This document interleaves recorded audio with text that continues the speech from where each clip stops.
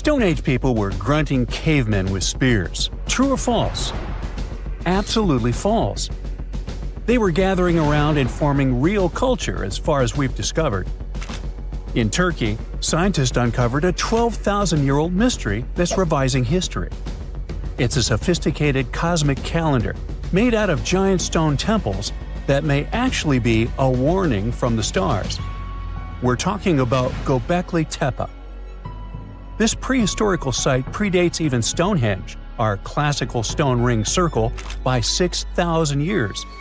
And it upends why we think Stone Age civilizations emerged and thrived. Here's how this discovery could change our collective history. Around 10,850 BCE, a massive comet, or better yet, a bunch of comet fragments, smashed into Earth. The skies darkened, the temperature dropped, big animals vanished, and it kicked off a mini ice age that lasted over 1,200 years. What's now a place called Gobekli Tepe was home to a group of humans who survived this entire chaotic event. After it happened, they started paying close attention to the sky. As a way of trying to control time a little bit more, they tracked the movements of the sun, the moon, the planets, and comets. This in turn led them to build a huge lunisolar calendar, the first one in the world. Now, if you were to tour around this classic Stone Age monument, you'd see that not all the stone pillars are blank. Some of them have carvings, like this main one with a bunch of V's on it. Turns out there are 365 V's, which scientists believe represent the days of the solar year. One of them, a V hanging on a bird's neck, is thought to mark a solar eclipse. Other pillars have dangerous animals carved on them, like foxes, lions, scorpions, vultures, twisting and crawling up the sides. Unlike typical Stone Age carvings, these weren't of edible animals like deer or sheep. One of the theories is that these drawings were symbolic. Some archaeologists believe they reflect the fears and chaos this civilization had lived through, a kind of collective attempt to make sense of a terrifying and unpredictable world. Archaeologist Danielle Stordour has highlighted the images of vultures, saying they represent the people who passed away. In some ancient cultures, vultures were believed to carry the souls of the deceased into another realm. She's seen similar symbols in ancient sites nearby. To understand why this all makes sense, we need to dig deeper into the real purpose of this site. Gobekli Tepe was discovered in 1994 by German archaeologist Klaus Schmidt, who realized that the hill in southeastern Turkey wasn't just another Neolithic mound. Underneath it, his team uncovered massive stone circles supported by pillars weighing up to 20 tons. Radiocarbon dating puts the site at around 12,000 years old, making it the oldest known ceremonial structure ever built. I mean, it predates the Egyptian pyramids by over 7,000 years. This discovery shocked the archaeological world. At the end of the Ice Age, humans were supposed to be nomadic, surviving off wild plants and animals, not building sacred complexes with symbolic art and giving birth to what we now classify as civilization. We usually think civilization starts with farming, then villages, then crops. But this site suggests something more surprising. Early humans may have come together not to grow food, but to worship. Schmidt found no signs of homes, hearths, or permanent settlement, just stuff used for rituals and gatherings. This has led researchers to believe that spirituality and communal rituals came first and that farming followed. Because to build something this massive, you'd need hundreds of people working together, which in turn would have sparked the need for food, organization, and social structure. In other words, the temple came first, then the village, then the farm. Now, Gobekli Tepe isn't just stirring debate because it's old. It's because it seems too advanced for its time, and that's where the more controversial theories start to emerge. Some researchers believe the builders of Gobekli Tepe weren't simply primitive hunter-gatherers experimenting with stone tools. They may have been the inheritors of ancient knowledge, remnants of a much older civilization that existed before the end of the last ice age. This idea ties into the Younger Dryas impact hypothesis, a theory that a comet struck Earth around 10,850 years ago, triggering a sudden and catastrophic climate shift.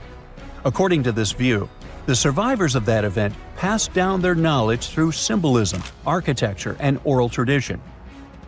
And Gobekli Tepe could be one of the earliest attempts to preserve that memory. Now, if that's true, then the carvings at this site, especially the animal symbols on the pillars, aren't just decorative. They could be astronomical codes, tracking constellations and celestial events. But one pillar might hold the biggest secret of all. It's called the Vulture Stone, and it's freaking archaeologists out. On it, you'll find a strange combination of figures: a headless man, birds, and a scorpion. To the untrained eye, it might seem random, but some researchers believe these are ancient representations of constellations, like Scorpius among them, and that the headless man symbolizes a mass extinction event. Some even argue that this is the oldest known record of a comet impact, the one that triggered the Younger Dryas. And if you're wondering who this older lost civilization might have been, they are called Atlantis, or more neutrally, Civilization X. Theorists like Graham Hancock suggest that this advanced culture, destroyed in the chaos of the comet impact, passed fragments of its knowledge to survivors around the globe. In that case, Gobekli Tepe wasn't the start of civilization, it was the restart. Now, back to the stones. Pillar 43 may look like a celestial calendar at first, but when archaeologists recreated the sky patterns encoded in its carvings, they found a precise snapshot of the sky dating back over 13,000 years. It appears to show a meteor shower, a flood, and humanity's tragic end, aka the Headless Man. A snake rising from the ground might even symbolize tidal waves or destruction coming from below. But the story doesn't end there. Pillar seems to expand on the same disaster, the one they called the Terror of the Sky. You might see animals fleeing, waves, fire raining down. It paints a vivid picture of the meteor shower. But wait! While Pillars 43 and 56 may encode memories of a past catastrophe, Pillar 18 might be a forecast. That stone zooms in on the Aquarius constellation. If this sounds familiar, maybe it's from the phase Age of Aquarius, which is the age we're living in now. Some enthusiasts believe this may be a warning for us, and may be telling us that a similar meteor shower will hit Earth and thus you and me and us. I mean, chills! But hey, that's the kind of mystery that makes Gobekli Tepe so captivating. Today, archaeologists know that Gobekli Tepe was part of a much larger sacred complex, now known as Taj Mahal, a network of ancient sites across the region, each with its own secrets and structures, but connected by shared patterns and motifs. In 2019, excavations began at this sister site, just 40 miles from Gobekli Tepe, known as Karahan Tepe. And here's the twist. Some researchers believe Karahan Tepe might be even older. Unlike Gobekli Tepe, which appears to have been primarily ceremonial, Karahan Tepe has signs of domestic structures like walls, tools, and perhaps even homes. And that changes everything. Because whether these sites were the work of highly sophisticated hunter-gatherers or survivors carrying the fragments of a lost pre-Ice Age civilization, one thing becomes clear. Our ancestors weren't just surviving. They were planning, tracking, and predicting. They were far more capable, curious, and connected to the universe than we ever gave them credit for. We all grew up believing that Stonehenge is the world's most ancient observatory, but now it has some serious competition for the title. Nabta Playa was built more than 2,000 miles away in southern Egypt, and thousands of years before Stonehenge and even the pyramids of Giza. In 1973, a Bedouin guide stumbled upon a strange group of huge stone formations while crossing the Sahara Desert. He led American archaeologist Fred Wendorf to the site, located about 60 miles from the Nile. Wendorf's friend and colleague claims the team found the stones while stopping for a bathroom break in the desert.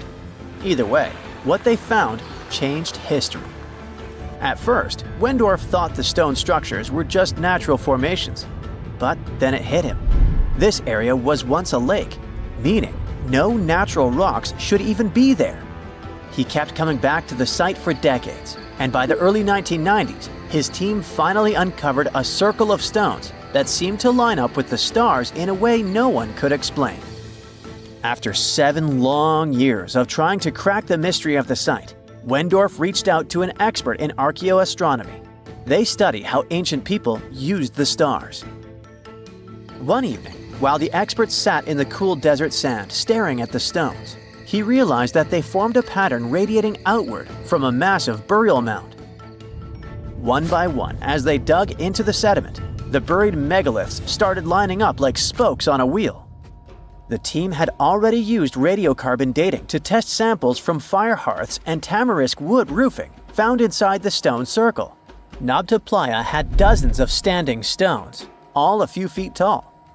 Some of them lined up exactly with the sunrise on special days, and others matched up with bright stars in the sky.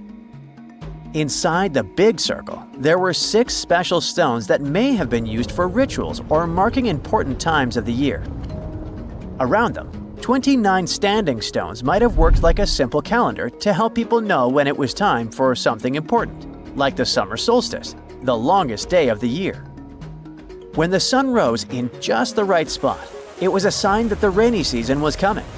The stone circle once aligned with the brightest stars in the northern sky: Arcturus, Sirius, and Alpha Centauri. Some stones even pointed to the constellation Orion. By tracing Arcturus's movement across the sky, they figured out that it matched perfectly with the circle around 4800 BCE. That means it was the oldest astronomical site ever discovered. And the people of Nabta Playa may have been watching the stars thousands of years before telescopes were even invented. It looks like it had a huge meaning for people living and traveling through the desert. Over 10,000 years ago, the long, cold, and dry ice age that lasted for tens of thousands of years was finally fading away. Northern Africa got massive monsoons and rains that filled up seasonal lakes. So, parts of the desert turned into short-lived oases. For the nomadic people who roamed this harsh land, these summer rains were everything. Their entire way of life revolved around cattle. When archaeologists opened the central tomb at Nabta Playa, they dug up cattle bones and even a massive rock carved into the shape of a cow. The people who built it used the stars to guide them and find hidden watering holes like Nabta Playa, which likely held water for about 4 months a year, starting with the summer monsoons.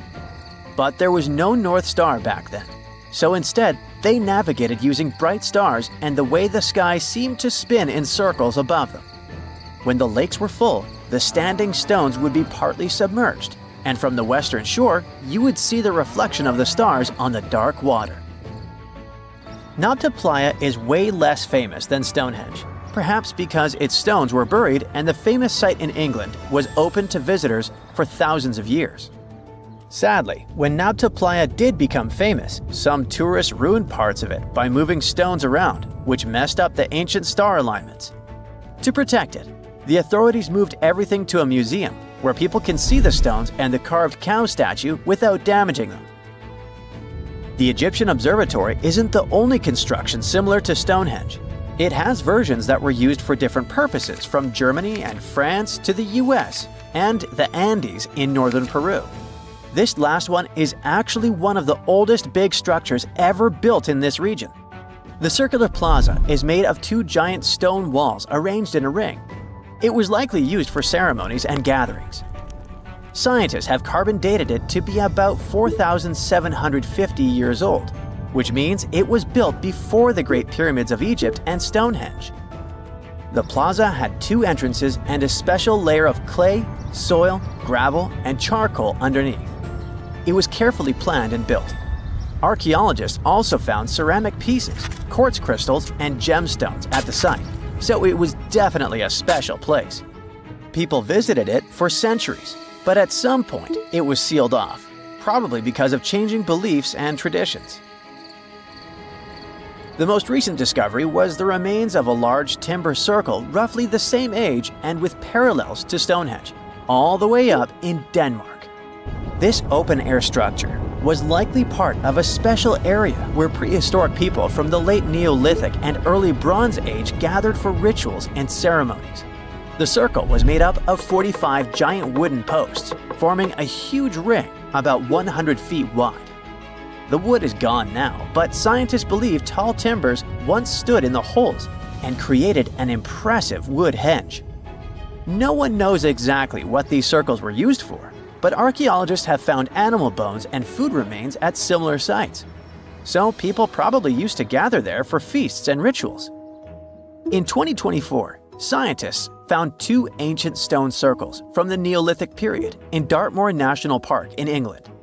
Some archaeologists believe they might form a sacred ark. Many of Dartmoor's stone structures were built in a curved shape on the high ground in the center of the area.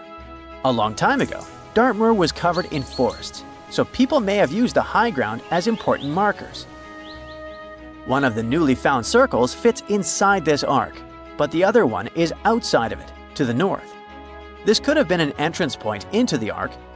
There's also a raised bank of earth near the stones, which looks similar to other famous Neolithic sites, like the Ring of Brodgar in Scotland and Stonehenge itself. This means the people who built these circles may have visited Stonehenge or been inspired by it. Archaeologists in Oman found ancient stone monuments called tralith, which got the nickname Arabian Stonehenge. They were finished about 2,000 years ago, but no one knows for sure who built them or why. Scientists also found stone hand axes that are incredibly old, between 300,000 and 1.3 million years old, from the time when the first humans left Africa.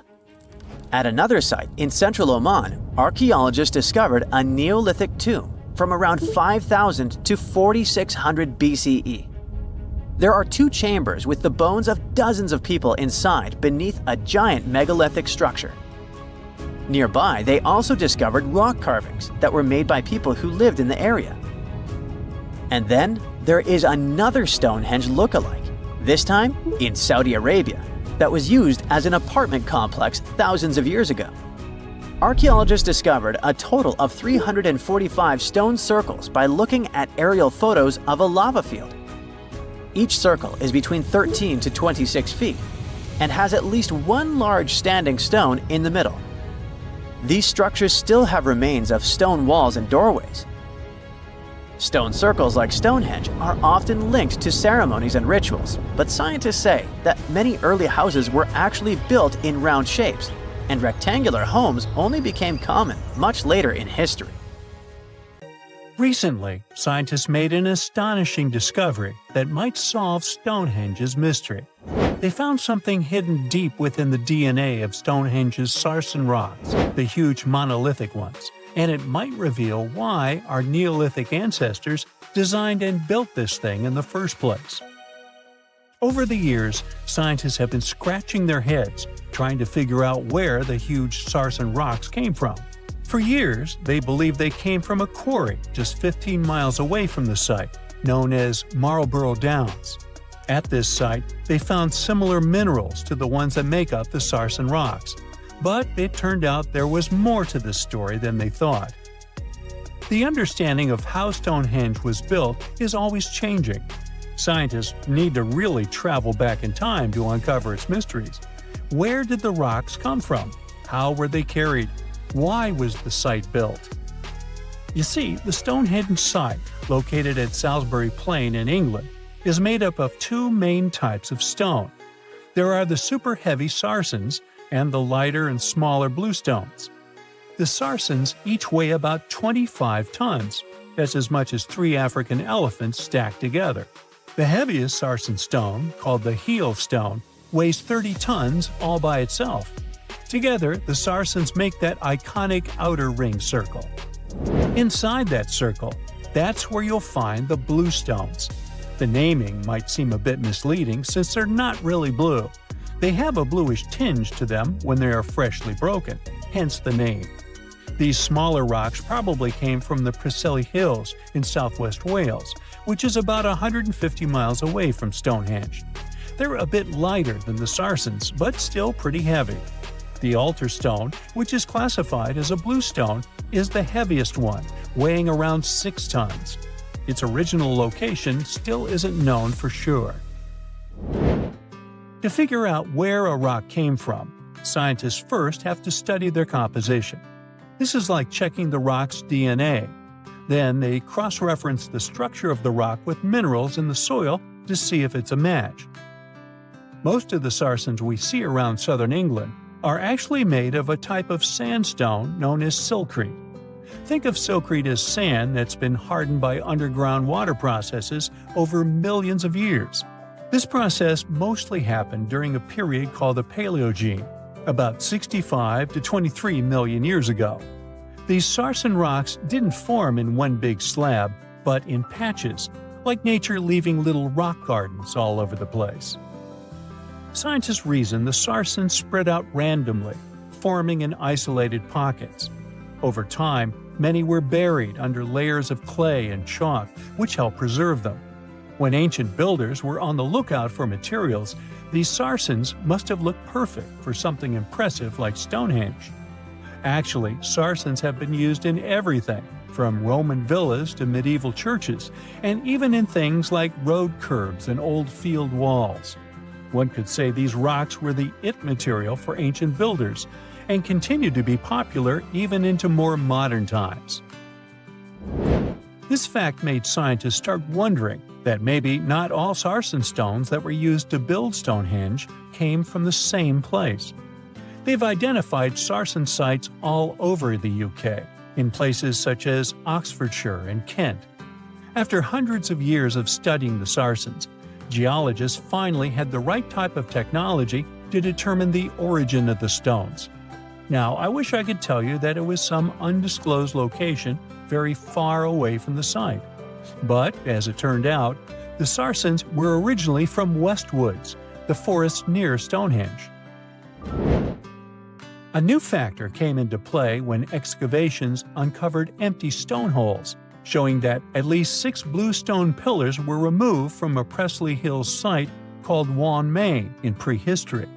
They had a stone circle over there, and it's believed that some of Stonehenge's rocks were recycled rocks from this more ancient circle. If this is true, it might be that Stonehenge is part of a much larger landscape of ancient sites. If this is the case, then Stonehenge is just the cherry on top of a much larger scale project. Think of it as the sacred centerpiece of an entire landscape of monuments, mounds, stone circles, and things. This is why scientists want to find out where the rocks came from so badly. It could lead to why and how Stonehenge was built. Now, Stonehenge didn't just pop up overnight. It was built in several stages over hundreds of years. It's likely that it wasn't a single unified vision, but more like a big community project that evolved over time. With each generation, the builders brought in their own ideas, creating a stone structure that would last for ages. The first stage was around 3100 BCE. That's when people dug out a circular ditch and likely set up some bluestones as sort of a starter ring. Later, they added the Sarsens and even topped some of them with horizontal stones to form those famous arches you see today, also known as the trilithons. These ancient builders had some challenges on their hands. How would they move the rocks? There's an old theory known as the ice road that suggests that the rocks were moved by natural icy pathways that formed during the winter. This way, they could slide the rocks down all the way to Stonehenge. But hey, if we're talking about a distance of over 100 miles, that's not too realistic. Anyways, this theory was debunked because it was warmer back then than it is today.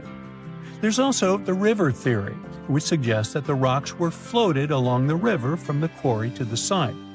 But if we're talking about Sarsen rocks, they're too heavy to float. So there goes that theory. What we're saying is, no one knows how the rocks were moved. Another interesting science tidbit came from all the research done in Stonehenge. A recent laser survey of the stones revealed the different stone working methods used, and has shown that some of the parts of the monument were more carefully finished than others. In particular, the northeast side and the inner faces of the central trilithons were finely dressed. FYI, a trilithon is one of Stonehenge's most famous shapes. It's when two huge monoliths receive a third one on top of them, connecting the two together. This fancy word is simply Greek for having three stones. But anyways, the bigger question, and the reason Stonehenge is so famous, is why it was built in the first place.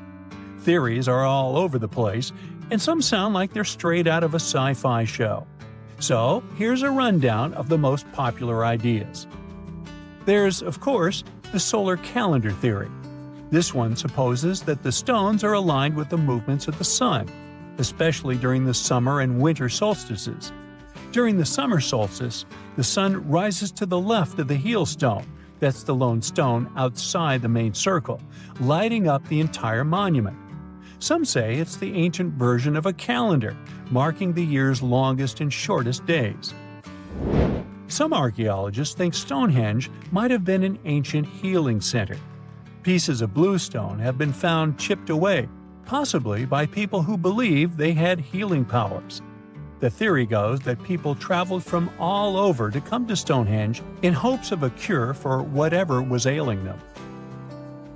There's also some speculation that Stonehenge was the place to be. Think of it as an ancient gathering spot. Some evidence suggests that communities from distant areas traveled to Stonehenge for gatherings, feasts, and ceremonies. Studies of bones found near the site show they came from all over Britain, making it a sort of prehistoric meetup location. Now, history isn't just carved in stone, but these drawings on 11,000-year-old rocks might be warning us about a freaky future. Both the Mayans and the people at Gobekli Tepe made big predictions about humanity's future. What's eerie is that despite being hundreds of miles and years apart, they used similar symbols. Now, let's get one thing straight. Ancient civilizations often depicted their deities as humanoids. You'll find humanoid representations of celestial beings in ancient Egypt, but also in pre-Columbian societies from the Americas. For example, Aztecs had an important deity they called Quetzalcoatl. He was related to the wind, Venus, and the sun. In some ancient Aztec art, he's depicted carrying a tiny handbag. The shocker is that a very similar winged figure was represented by the Assyrians. Now, it's already odd that they chose similar forms to represent their gods, even though these civilizations didn't have any contact with each other. But to draw an almost identical handbag? That seems like a bit of a stretch. Of course, now, when we say handbags, we mean carvings depicting things that look like modern handbags. Not quite Coach or Prada, but you get the idea. Some theories suggest this mysterious handbag could be related to time travel. We've seen that Gobekli Tepe tells of a great flood that destroyed an ancient civilization. But during that civilization's time, they raised cattle and grew food. They knew how to handle seeds and grow crops. According to one theory, this stylish accessory could have been used for carrying seeds. Since Gobekli Tepe is believed to be near where Noah's Ark might have been found, the people of the area could have gathered seeds to plant in the New World after the Great Flood. Strange? Definitely. But so is everything we've been talking about, so let's roll with it. Another theory on the meaning of the handbag has a much more straightforward approach. In multiple ancient cultures, the circle was used to represent spirituality and non-materiality, but the square was often associated with concepts of the earth and materiality. So, what we modern humans understand as a handbag might be an image that symbolizes the reunification of the earth and sky, of the material and non-material elements of existence. Not a bad theory, I would say. But then, who am I? Some researchers, like Graham Hancock, are not convinced with these previous explanations. For him, Gobekli Tepe is all about little gray people and their contacts with ancient earthling civilizations. You see, right in the middle of this ancient site, There's a special pillar called Pillar 43, or Enclosure D. At first glance, it looks like an astronomical calendar. You see the scorpion? That's the Scorpion constellation. And that ball in the center? It's all about the sun's alignment. We know ancient societies like the Maya or Incas were stellar astronomers. So what's the big deal here? Turns out the folks at Gobekli Tepe were talking about a massive natural disaster that wiped out all forms of life before their time. When astronomers recreated the angles and positions from Pillar 43, it showed an astrological setup from over 13,000 years ago. The stone also depicted a tragic event, a mix of a flood and a meteor shower. The headless man? That's humanity's tragic end. And the snake from the ground? Giant waves washing over the earth. And it's not just one stone telling the tale. Pillar 56 shows more of the Younger Dryas event, or as it's called, the terror from the sky. You see animals fleeing and waves crashing as the meteor shower hits. But wait, while Pillar 43 gives us the exact date of the last disaster, Pillar 18 in Enclosure D gives us the date of the next possible wipeout. The art depicted in this pillar zooms in on the constellation of Aquarius. Now, you might have seen the movie The Age of Aquarius or heard some woo-woo theories about how we're entering this phase right now. You see what I'm driving at? Gobekli Tepe might be giving us the date of the next disaster so that we have time to prep for it. These images could be a survival guide for humanity. Or not.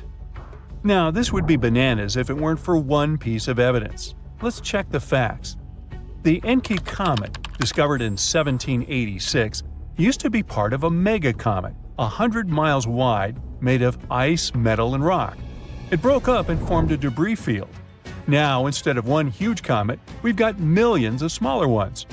When the Earth passed through that debris, the folks at Gobekli Tepe saw a firestorm of comets, all coming from the Aquarius constellation, just like on Pillar 43.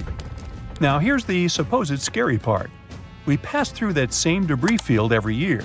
If you're watching this in September, October, or November, we're flying through it right now. It could happen that these debris fall onto the surface of the Earth all over again, repeating history. But so far, that's just a theory. The mind-boggling question is, how did the people at Gobekli Tepe know about an event that happened before they were all born? In 2019, excavations kicked off at Karan Tepe, about 40 miles from Gobekli Tepe. But research suggests it might have been settled even earlier. Gobekli Tepe seems to have been a place of worship or an observatory, but Karahan Tepe shows signs of a structured society. Excavations at Karahan Tepe reveal artifacts like intricate carvings, tools, and even possible remnants of buildings. This suggests that these people were not just hunters and gatherers, but had a structured society with spiritual or ceremonial practices. In 2020, researchers started unearthing several other settlements in the area, indicating that Gobekli Tepe was part of a huge metropolis. The whole site is known collectively as Tas Tepler. The thing is, the math around all this has scientists baffled. Around that time, Earth was just leaving its last ice age, and scientists used to think Stone Age civilizations were primitive. But evidence keeps showing up, proving that wasn't the case. For Gobekli Tepe to have existed with that level of tech 12,000 years ago, there must have been an even earlier civilization. That kind of tech doesn't just pop up out of nowhere. And hey, we've got plenty of other proof of advanced societies. Take the Mayans, for example. Recent discoveries have shown they were even more advanced than we previously thought. They built massive cities with roads up to 130 feet wide, painted white to guide travelers at night, a feat you'd expect in places like Portugal or England. These roads, sometimes elevated over swampy ground, formed a network of over 964 settlements, like a giant spider web. A bunch of scientists turned their eyes on this theory, but it could be the connecting point of everything we've been speculating about in this video. After all, the people from the sky could have come down and told the people from Gobekli Tepe about the destruction of a more ancient civilization than theirs. Or not. Remember, don't give up your critical thinking just because you see something on the internet.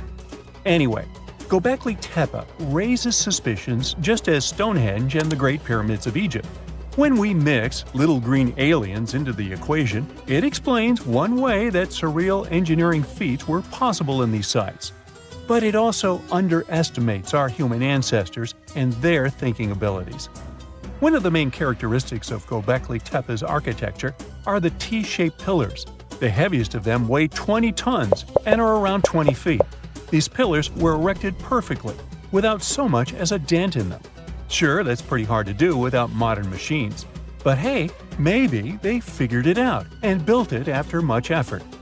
Now, in case you don't know what I'm talking about, this old pal is supposed to have cracked the secret of the pyramid builders in modern-day America. He used it to build his own castle and other mesmerizing structures. So, hey, I guess we'll have to keep digging to find out the actual facts about it all, huh? Have you heard of Gobekli Tepe? It's an ancient site in Turkey that literally made historians rewrite history books. Over 11,000 years ago, a group of prehistoric humans crafted an enigmatic masterpiece that's even older than Stonehenge.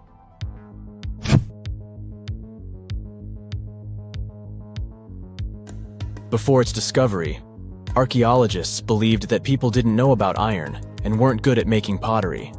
They were sure that settled life only emerged with the need for agriculture. But Gobekli Tepe changed this belief.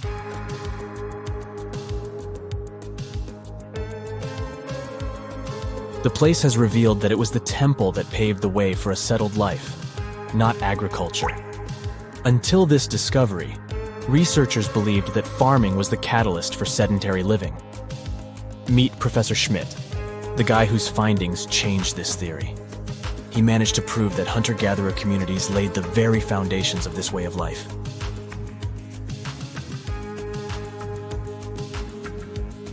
Back in the 1960s, other archaeologists visited the area, but they totally missed the mark.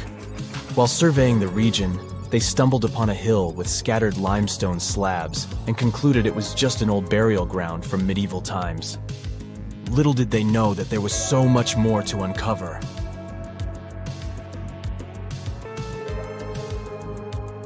In 1994, Schmidt embarked on his own survey of prehistoric sites in the area. Surprise! He instantly realized he had discovered something truly extraordinary. Unlike the nearby flat and barren plateaus, Gobekli Tepe had a gently rounded top, rising 50 feet above the surrounding landscape. Funny enough, the translation of this place's name is Potbelly Hill. Schmidt was sure only humans could have made something like this.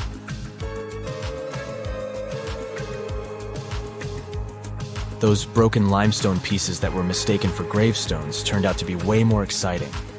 It was like stumbling upon a hidden treasure. The pieces took on a whole new meaning, and Schmidt with his team was about to dive into the secrets waiting beneath the surface. To their surprise, they found no traces of a settlement. No hearths for cooking, no houses, and none of those adorable clay figurines commonly found in nearby sites of similar age. However, they uncovered that those ancient people used tools like stone hammers. So, Schmidt and his team put their heads together and took a wild guess at the age of Gobekli Tepe's stone structures. Their estimation got backed up by some limited carbon dating done right at the site. The ancient vibes of this place were finally starting to make sense. It was like a puzzle slowly coming together.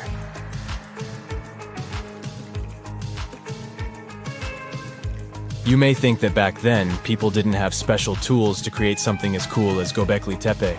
Not true. Turns out, these prehistoric folks used flint tools instead of fancy metal chisels. They were also skilled at chipping away softer limestone and crafting pillars right on the spot. Afterward, they carried the pillars a short distance to the summit and placed them upright. Once the stone rings were complete, they covered them with layers of dirt. Over time, they added new rings, and voila! You've got a cool hill to impress people in the future.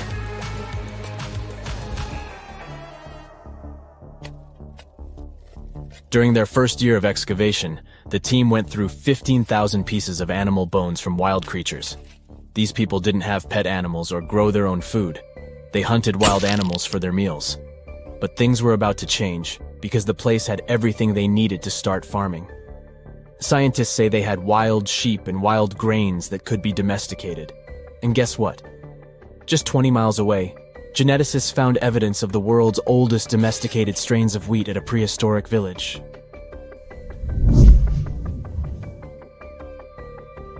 These amazing findings have completely changed how we view civilization. In the past, experts believed that people needed to learn how to farm and settle in one place before they could build temples and develop complex societies. But guess what? Schmidt's research flips that idea on its head.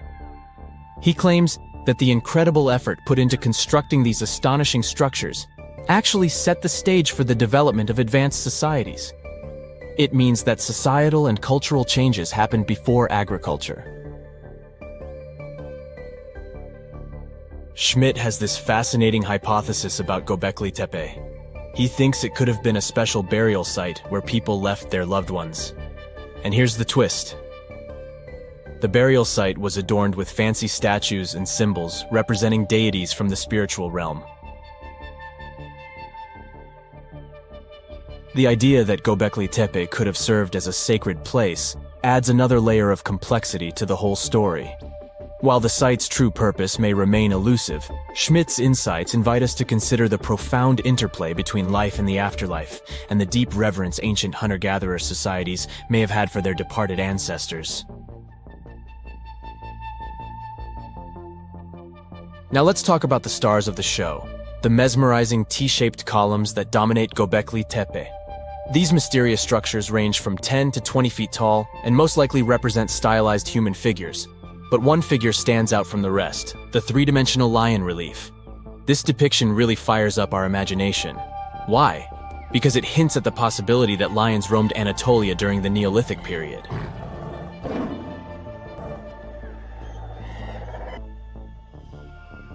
These standing stones are arranged in circles and placed in rectangular pits. Each circle has a similar setup. Two big T-shaped pillars in the center, surrounded by slightly smaller ones facing inward. Talk about a stylish arrangement. These towering pillars reach a whopping 16 feet and weigh between 7 and 10 tons. Some pillars are plain and simple, while others are like works of art with intricate carvings. Foxes, scorpions, and vultures come to life, crawling and twisting on the pillars' sides. But it's not just animals depicted on these stones. Some pillars have abstract shapes representing humans, and even small carvings of clothing items. Some of them even have belts. Now, there's one pillar that stands out from the rest like a rock star. This super old stone pillar suggests that a comet crashed into Earth. It happened during a chilly period that lasted about 1,000 years. Previous studies examining Greenland ice cores hinted at this comet theory, but now the carvings at Göbekli Tepe prove it right.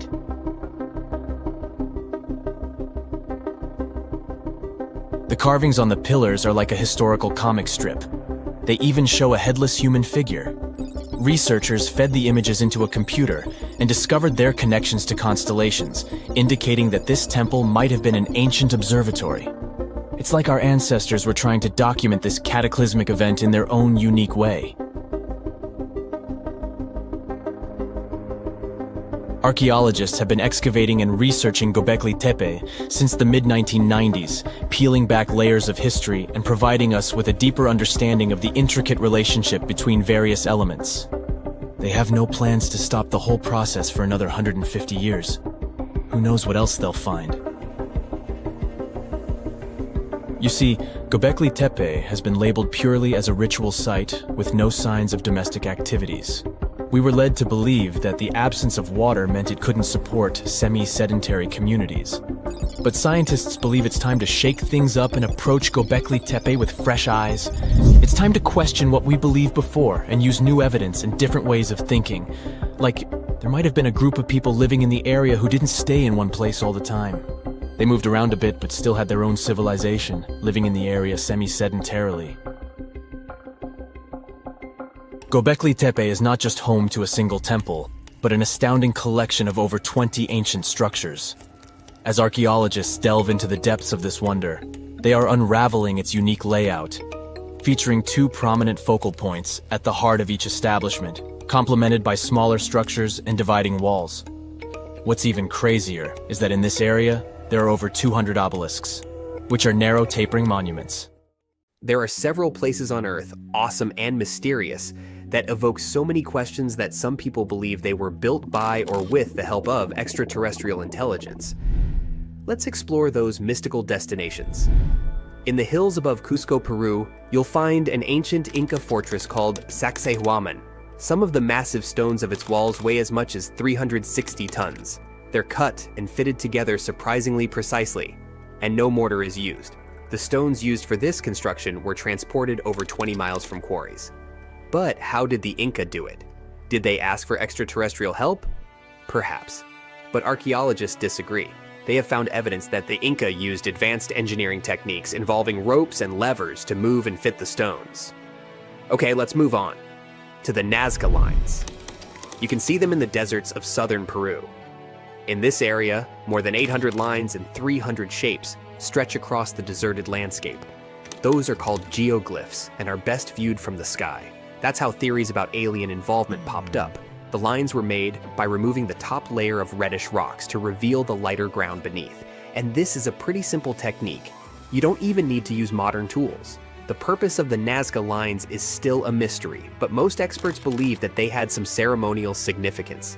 Now, the stone circle of Stonehenge must have something to do with extraterrestrial visitors, right? Those stones, some weighing as much as 50 tons, were brought from quarries hundreds of miles away. No wonder many people offered theories about alien intervention. Well, sorry to disappoint you, but archaeologists have proven that the monument could have actually been built with the help of technologies available around 5,000 years ago, such as wooden sleds and rollers.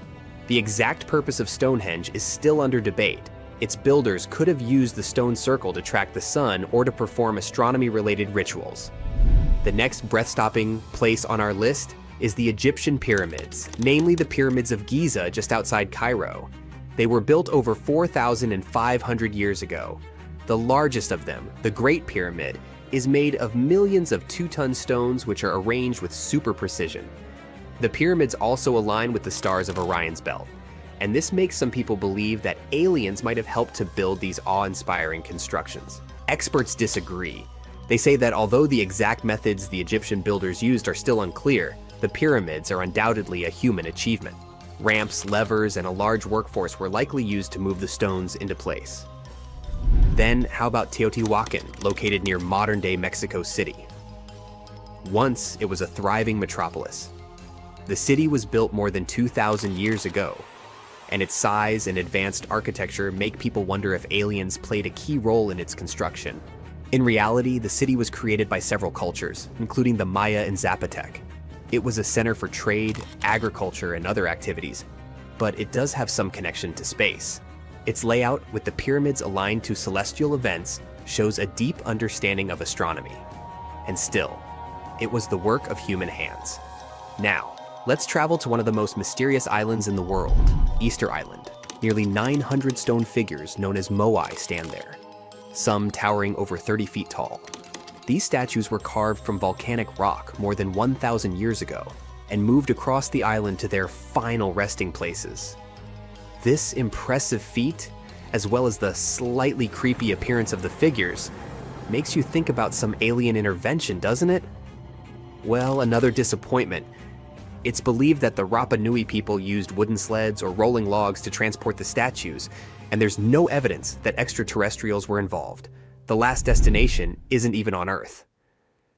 In 1976, NASA's Viking 1 orbiter captured an image of what seemed to be a face on Mars. It sparked numerous theories about alien activity. The face seems to be staring up from the Martian surface, like evidence of the activity of an ancient alien civilization.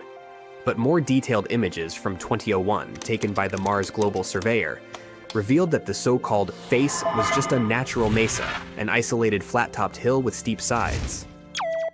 The county of Kent, England, has a cultural treasure called the Margate Shell Grotto. This subterranean passageway is lined with about 4.5 million seashells, composing an intricate mosaic. The gorgeous landmark was stumbled upon by accident in the 1800s, and it's still engulfed in mystery to this day. That's because no one knows who built it or why. Experts can't even figure out how it was built, since they'd need to collect samples from the walls and the removed parts would be irreplaceable. A brief analysis of the substance beneath these shells points to some sort of fish-based concoction. Some believe these walls were designed by some sort of evolved ancient civilization. Others describe the Margate shell grotto as belonging to either Egyptian, Roman, Indian, or Phoenician architecture. One other potential explanation is that the masterpiece was a personal project of an eccentric Victorian aristocrat. Now, the Roman Colosseum used to be nearly twice as large as it is today. However, it did not survive in its full form throughout the ages. Let's look at some of the history surrounding the Colosseum to piece the story together and how it managed to be scattered around town. The construction of this building began in 70 CE under Emperor Vespasian. Is that where Vespa comes from? Ever since it first opened, it was home to lots of activities and shows, featuring the mighty gladiators and a large array of exotic animals. And we'll leave it there. Its architectural glory started to dim down in 217, when a fire struck the upper parapets and much of the building's interiors. It took a whole century to finish the repairs for the damages, but the first form of the Colosseum would be gone forever. The downfall continued with an earthquake that affected southern Italy in 443. At this point, a big part of the Colosseum's outer ring was damaged. After the Siege of Rome, which happened in 472, locals met hardship, so a lot of them had to rely on selling pieces of limestone from the ancient Colosseum. Its most devastating blow came from another earthquake, which happened in 1349. This is when the south side of the building completely collapsed. That's when it started to look more like the building we see today in the Italian capital. However, the pieces of stone that were shaken off from the Colosseum were used to rebuild some other famous landmarks in Rome. So, if you just think about it, the missing part of the Colosseum isn't missing at all. It's just been repurposed, scattered around the city.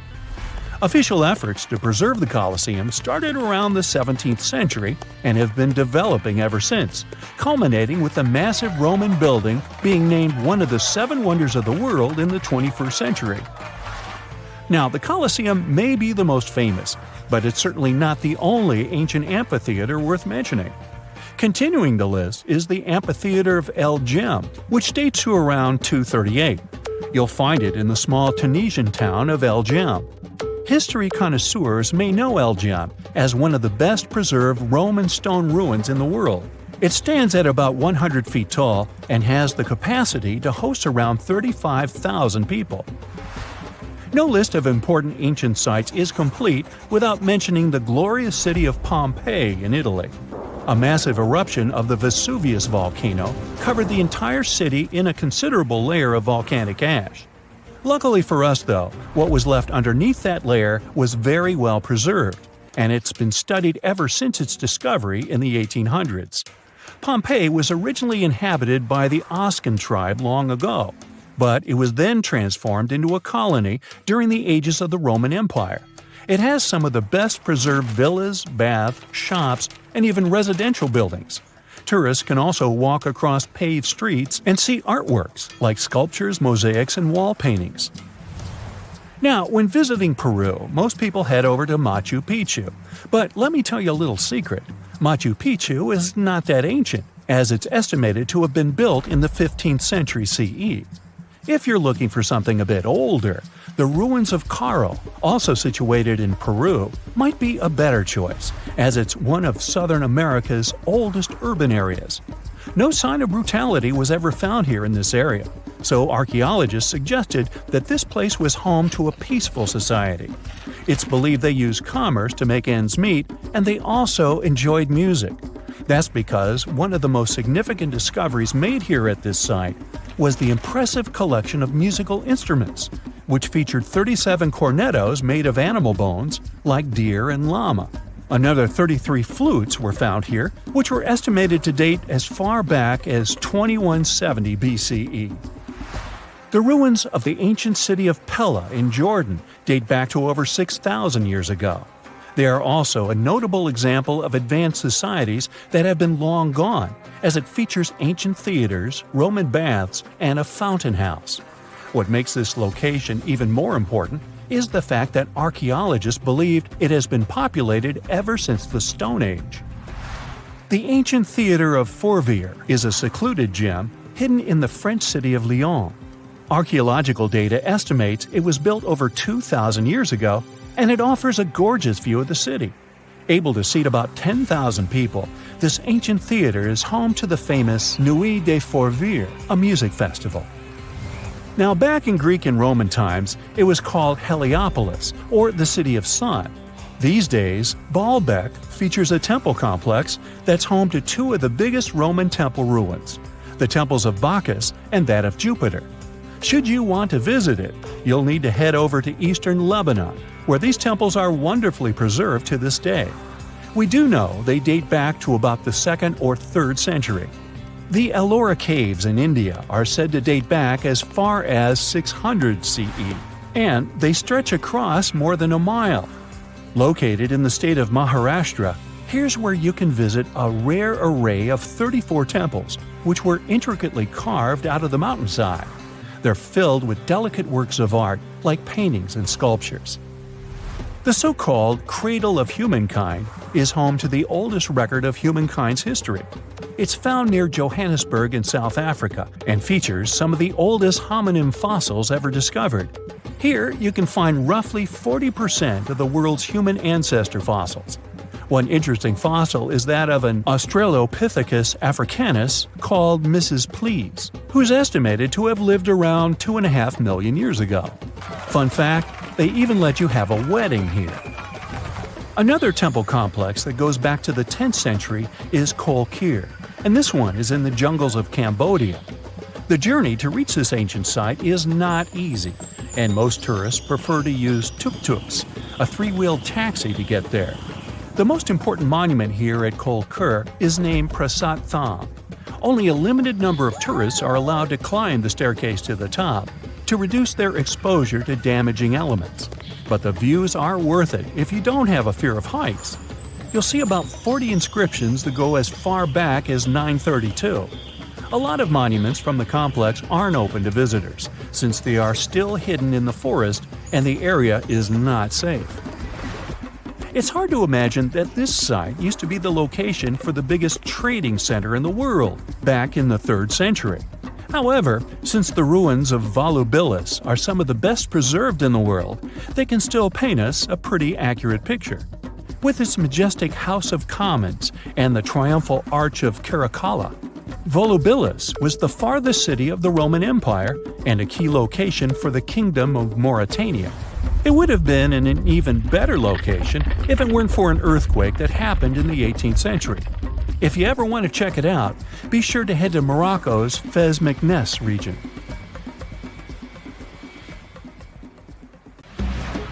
Before we get into the reason why and how there are pyramids all around the world, let's talk about some of the examples. I'll start with the Pyramid of the Sun in Mexico. These folks really knew how to build a city. Their well-planned urban center spanned over 7 square miles and boasted several pyramids. But the Pyramid of the Sun is the most impressive. This giant pyramid was built way back in 100 CE and is one of the biggest structures of its kind in the whole Western Hemisphere. It's so big that it's 216 feet high above the ground. If you ever find yourself in this ancient city, you won't be able to miss the Pyramid of the Sun. It's right there on the east side of the Avenue of the Dead, the city's main north-south street. To build this incredible pyramid, around 1 million cubic yards of material were used, including a special kind of red volcanic rock called hued tezontle. Impressive, huh? We don't know too much about the people who built the Pyramid of the Sun or its purpose. But archaeologists believe there was once a temple on top of it. When explorers went below the pyramid in the 1970s, they found a bunch of cool tunnels and chambers. In 2011, they even found a secret stash of clay pots, obsidian pieces, animal bones, human figurines, and a mask. Who knows what other secrets the pyramid is hiding? If you decide to see this one, you must climb the pyramid using the 248 uneven steps on the west side. Watch your step, Sudan got some pyramids too. Nubian pyramids aren't as big as the ones in Egypt, but they still got around 200 of them. These ancient pyramids have been home to the tombs of the pharaohs of the Meroitic kingdom for almost 1,000 years, who ruled Egypt from Nubia to the Mediterranean Sea. The pyramids at Meroe were constructed using granite and reddish sandstone. Oh, and did you know that Sudan has more ancient pyramids than Egypt? The Kushite pyramids depict the indigenous architecture and burial traditions of Nubia's Napata and Meroe kingdoms, which ancient Egypt influenced. Meroe, the burial site of over 40 queens and kings, is the most extensive Nubian pyramid site. The tomb walls depict mummified royals bedecked in jewelry, their wooden caskets containing bows, quivers of arrows, and other artifacts pointing to the Meroitic relationship and trade with Egyptian and Greek civilizations. So if you're looking for some ancient tombs to explore, you may consider skipping the crowds in Egypt and heading on down to Sudan. Let's fly to Iraq to see some more pyramids. Ziggurats have fancy receding layers and tiered temples. Instead of a smooth exterior, it has tiers like a cake, perfect for all the important work and rituals that went on inside. You can find these towering structures scattered throughout Iraq and Iran, and they're a real testament to the power and skills of the people who built them. One of the biggest and most impressive ziggurats is the ziggurat at Ur. It's basically a giant rectangular pyramid that stands a whopping 70 to 100 feet tall, with 3 levels of terraces and a temple on top. Can you imagine how many baked bricks it took to build that thing? Try 720,000 for just the lower portion. This particular ziggurat was built for Sumerian king Ur-Nammu. Similar to other ones, this pyramid has been around for thousands of years, so it got a little rough around the edges. Thankfully, the Babylonian king Nebuchadnezzar II and some archaeologists came to the rescue in the 6th and 20th centuries respectively, and now you can find this near Talil Air Base. The ziggurat at Ur was built in 2100 BCE by King Ur-Nammu for the moon deity Nana. It was the tallest building in the city, and you could see it from miles around. It was like the medieval cathedral spire of its day. People would come here to bring their agricultural surplus and get their food allotments and seek spiritual nourishment. Sadly, the Nana temple at the top of the ziggurat didn't survive, but we do have some blue glazed bricks that may have been part of its decoration. The lower parts of the ziggurat are pretty amazing though. The architects even included holes in the temple's baked exterior to let the water evaporate from its core. Since we explored some of the pyramids on our planet, let's take a broader perspective. They can be found in many parts of the world. Egypt has over 100 pyramids, double that number in Sudan, and dozens of others are scattered in the Middle East and China. The Americas have the most pyramids in total, with more pyramids than the rest of the world combined. These pyramids are located in Mexico, Guatemala, Honduras, and El Salvador. Time to know more about the evolution of pyramids through history. The oldest pyramid is in Egypt. This pyramid was a step pyramid, which was created by placing one layer of stone on top of another. The pharaoh Sneferu is credited with creating the pyramid shape we recognize today. During his 45-year reign, he built 3 pyramids. His first 2 attempts failed, but he finally got it right with the Red Pyramid, which is considered the first true pyramid. It was Sneferu's son, Khufu, who built the Great Pyramid of Giza, which was the tallest human-made structure on Earth for almost 4,000 years. Latin American pyramids are similar to early Egyptian step pyramids, but they were built independently with no knowledge of each other. The pyramids in Sudan were built around 700 BCE and are tall but much narrower than those in Egypt. How in the world did all these civilizations build these things without even texting each other? After all, the Aztecs, Mayans, and ancient Egyptians were about as different as possible. But despite their cultural differences, they all seem to agree on one thing. Pyramids were pretty cool.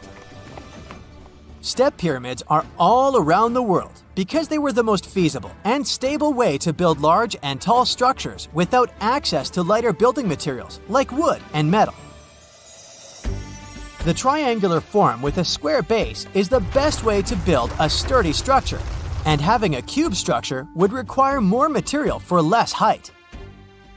Now, when it comes to pyramid design, the Egyptian pyramids were like giant triangles with a square base, smooth sides, and a pointy top. On the other hand, the Aztecs and Mayans went for a tiered cake look, with steps leading up to a flat platform on top. So, while all these pyramids share the same basic shape, they have their own unique flair. Each group built its pyramids using different materials, techniques, and slope angles. So while they may have been inspired by each other's work occasionally, they were just doing their own thing. Egyptian pyramids had smooth, angled sides that were designed to help the pharaoh's soul ascend to heaven. The Pyramid of the Sun was built over a series of caves that served as a passageway for the deities. The Maya built the temple of Kukulkan in Chichen Itza to honor the deity Kukulkan, usually represented by a serpent. Nicknamed El Castillo, it has 91 steps on each side, plus a platform. That's 365 steps, one for each day of the Mayan calendar. Tell me, Brightsiders, how were pyramids built? To begin with, humans made them, not a foreign race from space that landed on Earth. You see, one thing that all pyramids have in common is that they were built without advanced tools or even the wheel. It took a lot of people to build them, including skilled laborers and architects. For example, it's estimated that 20,000 people built the Great Pyramid of Giza, and it's believed that most of them were skilled laborers. Building pyramids was a massive undertaking that required years of planning and effort. The Great Pyramid at Cholula, Mexico, took 600 years to complete. Now, we wouldn't call this island mystical unless there were tales of giants living here. The island of Gozo in Malta is the backdrop of an ancient legend. Malta is an island country located in the Mediterranean Sea, just south of Europe. It's a very strategically located archipelago. Throughout history, it was ruled by many different societies, such as the Phoenicians, Greeks, Romans, and Carthaginians. One cold night, thousands of years ago, a farmer noticed the sky turn orange, then red, when he heard a loud thump. Although the ground seemed to be moving, this wasn't an earthquake. When he looked toward the woods, he saw a giant silhouette, taller than the trees. As he fearfully approached, he realized it was a woman, a giant woman. She introduced herself as Sunsuna. Unlike the terrible giants of many tales, Sunsuna didn't want to exterminate the human race. She was loving and caring. She told the farmer that she and her people could help protect their land from invaders. The locals were pretty interested in this offer. Since Malta is located in an important commercial route, it was constantly being invaded. The story says that Sunsuna settled in Malta, and sooner rather than later, she was moving things around. And when I say things, I mean monoliths. Sunsuna carried huge stones on her shoulder to build a magnificent temple called Gigantia, which means place of giants. She even did this while holding her half-giant, half-human kid on the other shoulder. Some say Sunsuna lived exclusively on beans and honey, although others replaced honey with water. The funniest bit here is that Malta is the 10th smallest country in the world, but it somehow managed to host giants. Hey, go figure. The temple looked like a giant game of Tetris, with some stones weighing as much as 20 elephants. Some of these monolithic rocks are so heavy, scholars guess it would take 50 men working together to lift just one stone. Now, as much as this is entertaining, humans never proved giants were real, so this story couldn't be true. There's a brief mention of a species of giants called the Nephilim in some ancient texts. The Nephilims would have been terrible giants that wreaked havoc on the Earth and only survived until the Great Flood. But nobody ever found real proof of this species really existing on Earth, until this came along. The world of Maltese archaeology unearthed quite a few shocking things in the past years. One of them are known as the Hypogeum skulls. Hypogeum is the Greek word for underground, and this incredible site was discovered in the first decade of the 20th century. Back then, Malta's National Museum director received an important phone call. Someone had accidentally dug some impressive bones and asked him to come check it out. The Hypogeum looked like an underground city, filled with mazes and rooms that stretched along multiple floors. They were all made with similar limestones as the Maltese temples above ground. The Hypogeum was filled with important relics and artifacts. Scientists quickly understood that the Hypogeum was built as a type of final resting place for locals. So, along with skulls, they found a lot of bones and skeletons. One of these artifacts were skulls, but these weren't regular human skulls. Rather, they were of the elongated type. To make matters worse, these skulls were hidden from the public for years. People started to talk and created a bunch of theories behind it. The truth is that this discovery was a turning point for Maltese archaeology, although scientists didn't know what to do with it. Some wondered if these skulls were natural or manipulated, since they knew some cultures in the world used head binds to alter their skulls. Other scientists threw in the hypothesis of little gray people or even the legendary giants. Some say that the elongated skulls could have been sculptures that worshipped otherworldly deities. There was no way to confirm any of these theories. So the question remained: who were the builders of Malta's megalithic temples? Now let's take a look at what scientists know. The Maltese megalithic temples have been standing strong since 3500 BCE, which is even older than the pyramids of Egypt. The main dilemma here is that these temples were built even before we invented writing, yet they required advanced technological skills to exist. The Gigantea Temple seems too absurd to have been built by humans. The South Temple has a corridor with 4 oval rooms on the sides, looking like a big shamrock leaf. In one of these rooms, scientists found altars decorated with spiral patterns.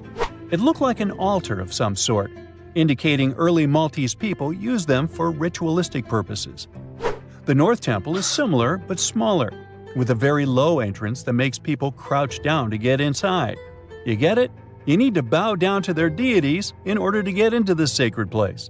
I mean, one can't help but wonder about the secret reasons these ancient builders had to build such a huge temple. I'm thinking they probably cast one of Daenerys' dragons to move the monoliths around. Yeah, I'm joking here. But hey, remember the entrance to King's Landing? Yup, the series used the Medina Gates in Malta as the exterior of King's Landing during Episode 3 of Season 1. Anyways, back to the giants. The ritualistic theory of the whole thing won a few points when archaeologists uncovered these mysterious figures. They're popularly known as fat ladies. These tiny statues have round bodies and faces that show how much they enjoyed life. They kind of look like a miniature Sunsana, the giantess we talked about. Scientists believe these were statues that celebrated well-being and prosperity. It does prove that the people of the time had advanced craftsmanship skills, and they were pretty intentional with their constructions and art manifestations. One of these statues is known as the Sleeping Lady. This Neolithic piece of art depicts the figure of a large woman lying on her side sleeping. After studying it deeper, scientists guessed this statue was meant to represent the Great Reaper. It was found in the Hypogeum, which we now know was a huge resting place. This specific statue is different from all the other fat ladies, starting with the hair and the embroidered skirt. Then there's this statue. This is supposed to represent an 8-foot-tall woman and the rim of her skirt. She was discovered in the most unusual of ways. A farmer was trying to plow his field, but he kept hitting large blocks of stone. All the way back in 1915, the farmer called Malta's National Museum director and asked him to come check it out. Some think this is all the proof you need to confirm that Sunsana was real. Others aren't all that sure. But that's not all. The place where this giant statue was buried revealed one of Malta's most impressive archaeological sites, the Tarsian temples. The temples were made from limestone blocks. Some are 20 feet tall and weigh around 20 tons. Zamet, the museum director, kept digging and discovered multiple sites made of megalithic stones. All of them supposedly built by Stone Age farmers, all stranded on a remote island in the Mediterranean Sea thousands of years ago. It just doesn't make sense. I mean, look at these temples in Manidra. This is probably the world's earliest calendar. On the equinoxes, the sun passes directly through the main doorway, straight down the central axis. On the solstices, there are two superb variations. During the summer solstice, the rays fall on the edge of the megalith to the left of the doorway, and during the winter, the rays fall to the right side of the doorway. It's astronomical precision at its finest. And what about the structures in the Hal Tarshan that we've already talked about? This complex is the oldest one in all of Malta. It was built with the purpose of doing animal offerings to deities. Scientists confirm this by unearthing numerous animal bones buried in the soil. They also found a great collection of spirals, indicating that the locals also used this temple for ritualistic purposes. Overall, there are 7 megalithic temples in Malta, each more impressive than the other. Scholars keep on digging to see if they can uncover the truth, much like researchers do with the pyramids of Egypt, the lost Mayan cities in the Americas, and other sites. Back in the 12th and 13th centuries, Bologna used to look like modern-day Manhattan. No one knows exactly how many towers resembling skyscrapers it used to have, but the most likely number is at least 100. The tallest of them was around the same height as Big Ben. When the towers were built, Bologna was one of the largest cities in Europe. Construction projects were massive and ambitious. Someone built cathedrals and town halls, and the richest noble families also erected towers, possibly as a symbol of status and wealth. There was no place in the city center to build grand castles, so they had to go up with the construction. They didn't actually live in those towers, but in smaller structures next to them. The towers served for defensive purposes. It took between 3 and 10 years of work to build one tower, and it was a really tedious process.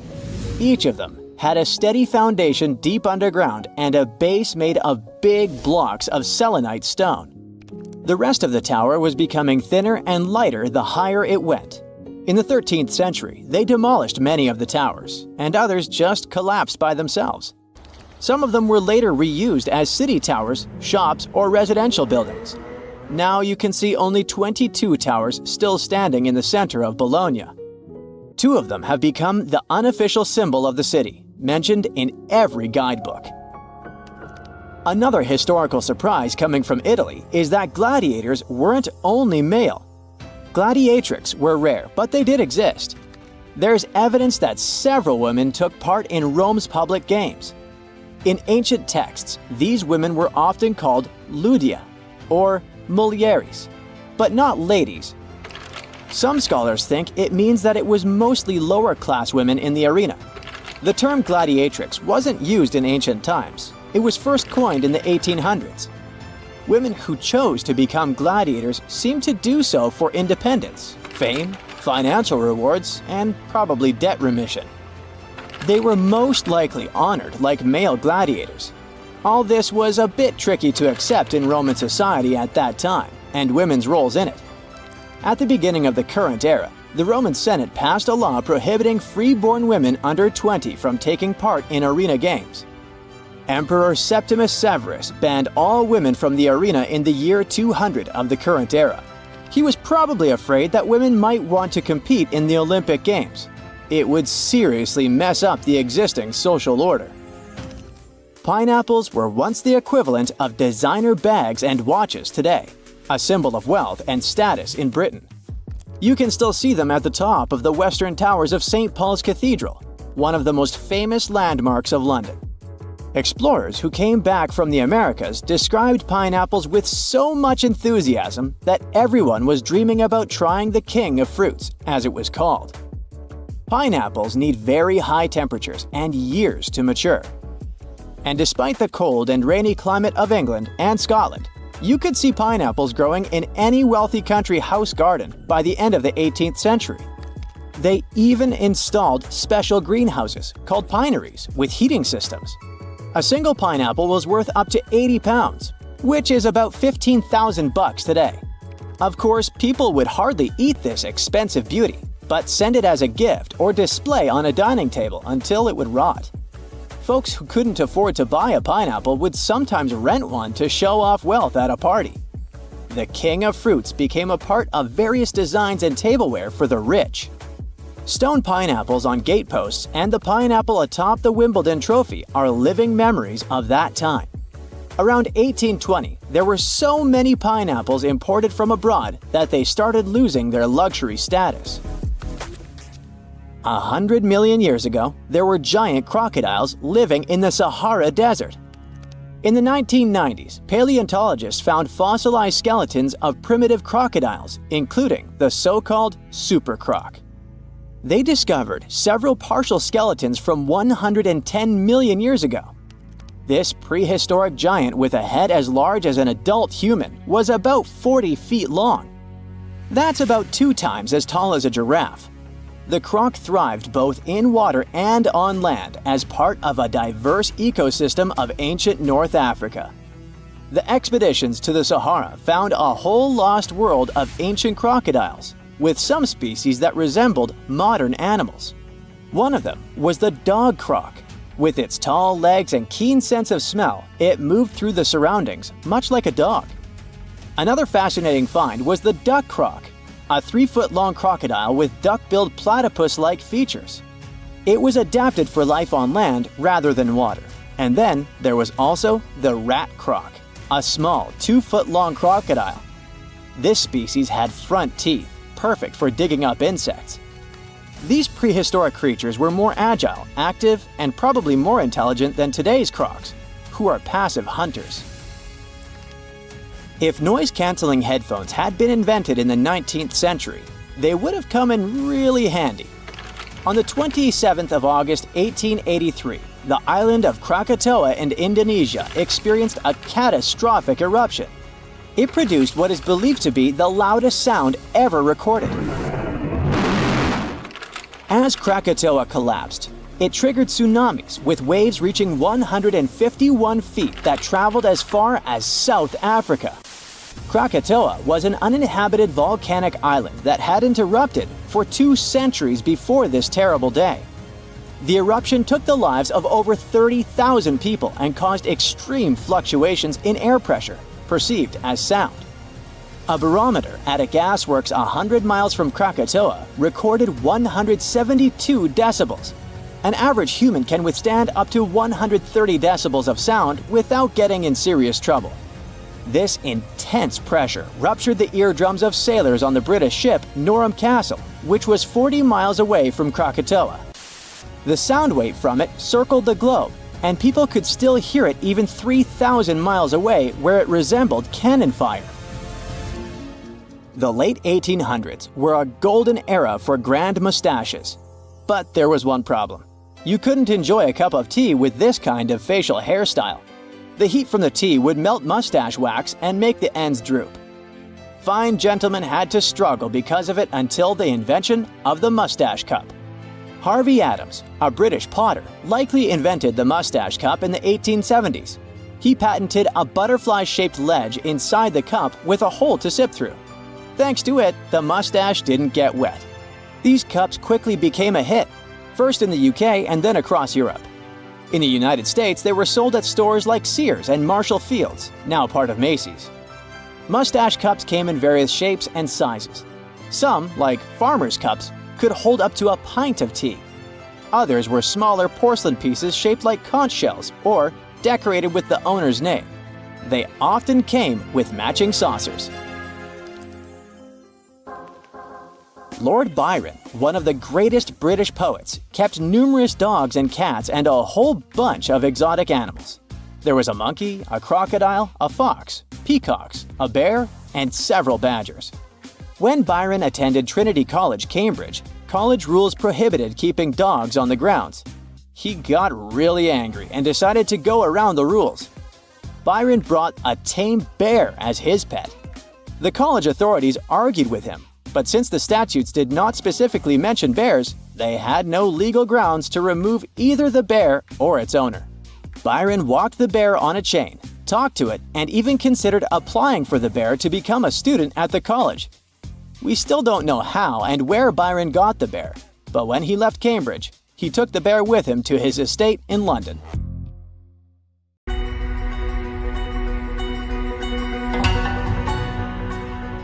Take a look at these stones. They seem ordinary at first glance, just ancient slabs, ruins of some buildings. However, unlike many other archaeological finds, this one is among the most mysterious and unique. Here's why. These stones are the remains of a large temple complex called Puma Punku, located in Bolivia. Scientists aren't certain, but it's likely that Puma Punku was built by the Tiahuanaco Empire, which existed between 300 and 1000 CE, before the Inca Empire. There is no information suggesting that this civilization had advanced building technologies. Moreover, they might not have even had a writing system. Every stone was carved and polished with astonishing precision. They fit together perfectly, like pieces of a puzzle. The craft is so refined that not even a razor blade can pass between the stones. Quite impressive for people who lived around 1500 years ago. And these stones are heavy. The largest ones weighed around 130 tons. So, how did the builders transport such weight from one place to another? Scientists suggest that this civilization did not know about the invention of the wheel. So, how did they manage to build such a perfect engineering structure? Did Tiahuanaco have the knowledge and tools for stonework? Or did someone else build Puma Punku? There are several theories about this. Theory 1. There was some advanced civilization that came to South America, interacted with Tiahuanaco, built this engineering marvel, and then left. Theory 2.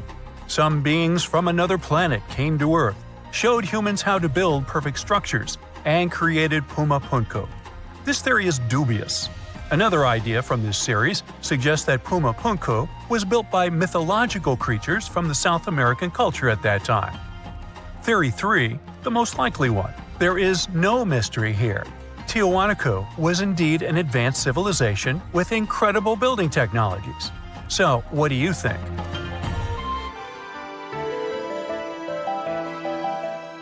Okay, we've seen some pretty rectangular stones used for building a temple. How about perfectly round stones for studying the starry sky?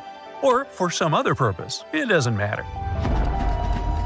So, welcome to Costa Rica. In the south of this country lies the so-called decaspheres. These are large, heavy, round stones created in the pre-Columbian era, around 600 CE. Now, each stone is made from a unique type of rock formed from cooled magma. In other words, someone waited for a volcanic eruption to end and for all the magma to cool, and then took all this material and carved these spheres from it. But how did they achieve such a perfect shape? Scientists suggest that people used small stones to grind and carve the cooled magma. Some specialists think that the stones were made for navigation. They could have indicated the way to certain places. Another theory claims that the deca squares were used for astronomy. No one knows for sure. We may never get the answer to this question because the people who knew the secret of the stones disappeared after the Spanish expansion.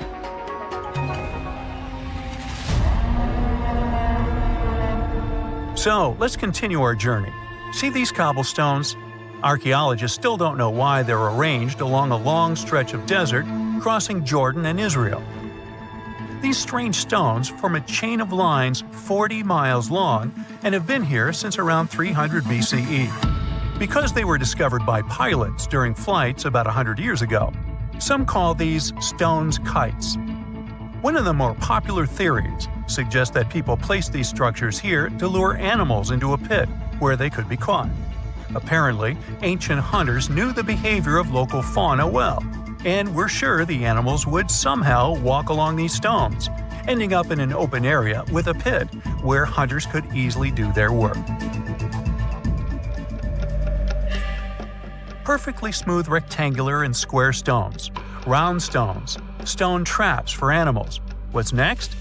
How about a stone canvas or stone painting? To see this ancient artifact, we'll travel to Glasgow, Scotland, where archaeologists unearthed a stone slab created about 5,000 years ago.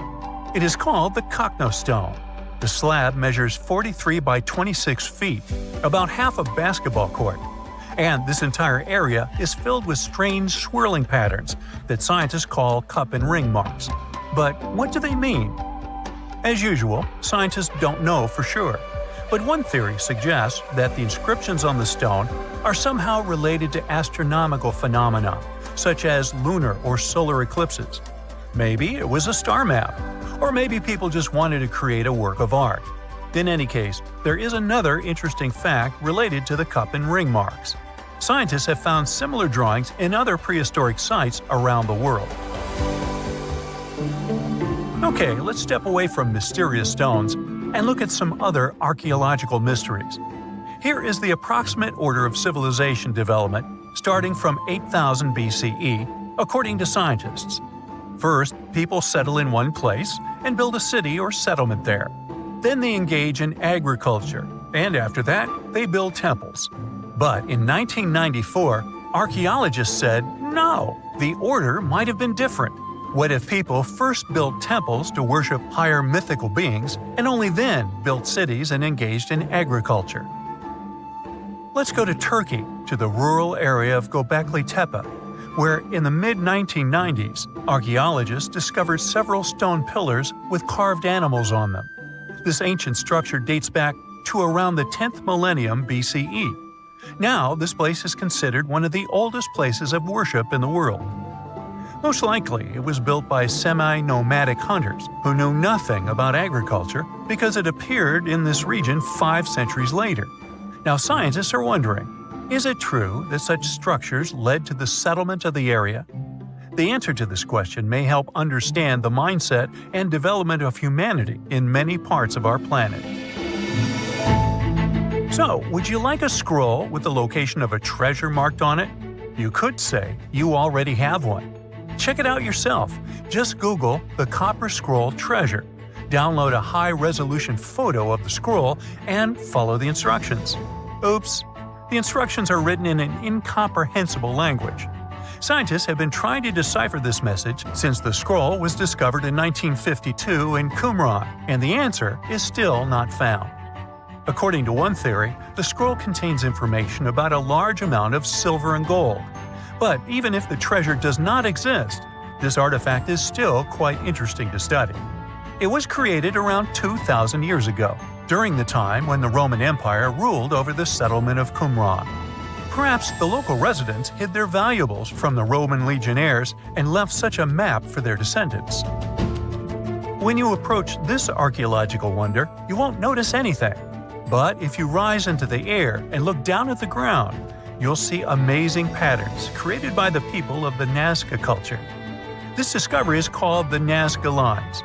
Pilots and passengers of commercial aircraft first noticed them in the 1920s and 30s during flights over Peru. These large drawings consist of geometric lines, complex images of animals, and whimsical figures. More than 2,000 years ago, people removed part of the surface soil of this land and created these patterns. But why? The Nazca Lines continue to captivate researchers and enthusiasts alike. Recent technological advancements, such as drone imagery and satellite mapping, have provided new insights into these enigmatic formations. Some researchers are now exploring the possibility that the lines serve multiple purposes, including communication with someone not from our world. And to some extent, this is true. Some scientists believe that the Nazca Lines were a ritual method for communicating with the deities of the Nazca civilization. Studying these archaeological wonders not only enriches our knowledge of the past, but also inspires us to appreciate the ingenuity and creativity of the human spirit.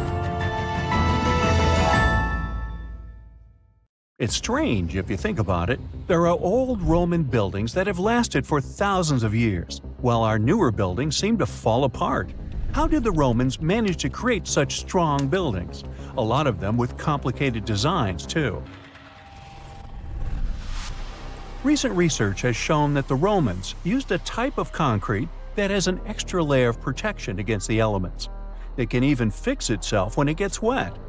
This discovery not only explains why these buildings have lasted for thousands of years, but it can also help us make cement in a way that's more natural and resistant. A recent study shows that Romans used volcanic ash in their concrete mix to make it stronger, especially when it was near the ocean, where the air is naturally more humid and could naturally cause more damage. These days, we make concrete out of sand, rocks, water, and a special kind of cement called Portland cement. This cement itself is made by cooking limestone, clay, and other substances in very hot ovens that reach over 1400 degrees Fahrenheit. Sure, it creates a well-blended mixture, but it cracks easily, and sometimes it only lasts a few decades. There's one more interesting feature of this amazing Roman concrete. It has small white bits of calcium called lime clasts that stay inside the concrete and do not disappear over time. At first, it may not seem that attractive because it's not as smooth as the concrete we use today. And for many years, specialists used to think that having small pieces of lime in concrete was a bad thing because they thought it made buildings less resistant. But researchers found out that these tiny pieces actually help the concrete fix itself. I wish I could fix myself that easily. They discovered that when the concrete got cracks, it seemed to magically fill them with a substance called calcium carbonate found in the lime clasts. The Romans made their concrete by mixing sand, volcanic ash, and burned limestone together and adding water. This is called hot mixing. When the water and lime mix together, they have a chemical reaction that makes the mixture get very hot, up to 200 degrees Fahrenheit. This also causes those tiny pieces of lime to form. Now, this concrete can get cracks, and when water, rain, or seawater gets in, it makes the calcium in the concrete dissolve. The calcium then sticks to the cracks and makes them close up, kind of like a scab. Of course, researchers had to test this method, and they made concrete as the Romans did. Shortly after, they cracked it here and there. They placed the cracked concrete under water, and after 1 to 3 weeks, the cracks were gone. Safe to say, this didn't happen with concrete made using modern methods. Now, the Romans didn't know the science behind making their concrete strong, but they found a good recipe by trying different things over a long time period. Ancient records show that they used this recipe to build strong structures, especially for ships, and continued to use it once they found it was successful. Now, not all Roman buildings made it to the 21st century in perfect condition. The Colosseum, for instance, one of the most famous Roman constructions in the world, used to be nearly twice as large as it is today. It sustained a lot of damage throughout the ages, reaching the form we've come to know today. Let's not forget, it's a pretty old building to begin with.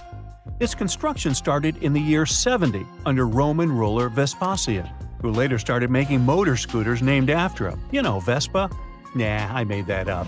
Anyway, ever since it first opened, the Colosseum was home to a lot of activities and shows, featuring fearless gladiators and a large display of exotic animals, who got to mingle and did lunch together.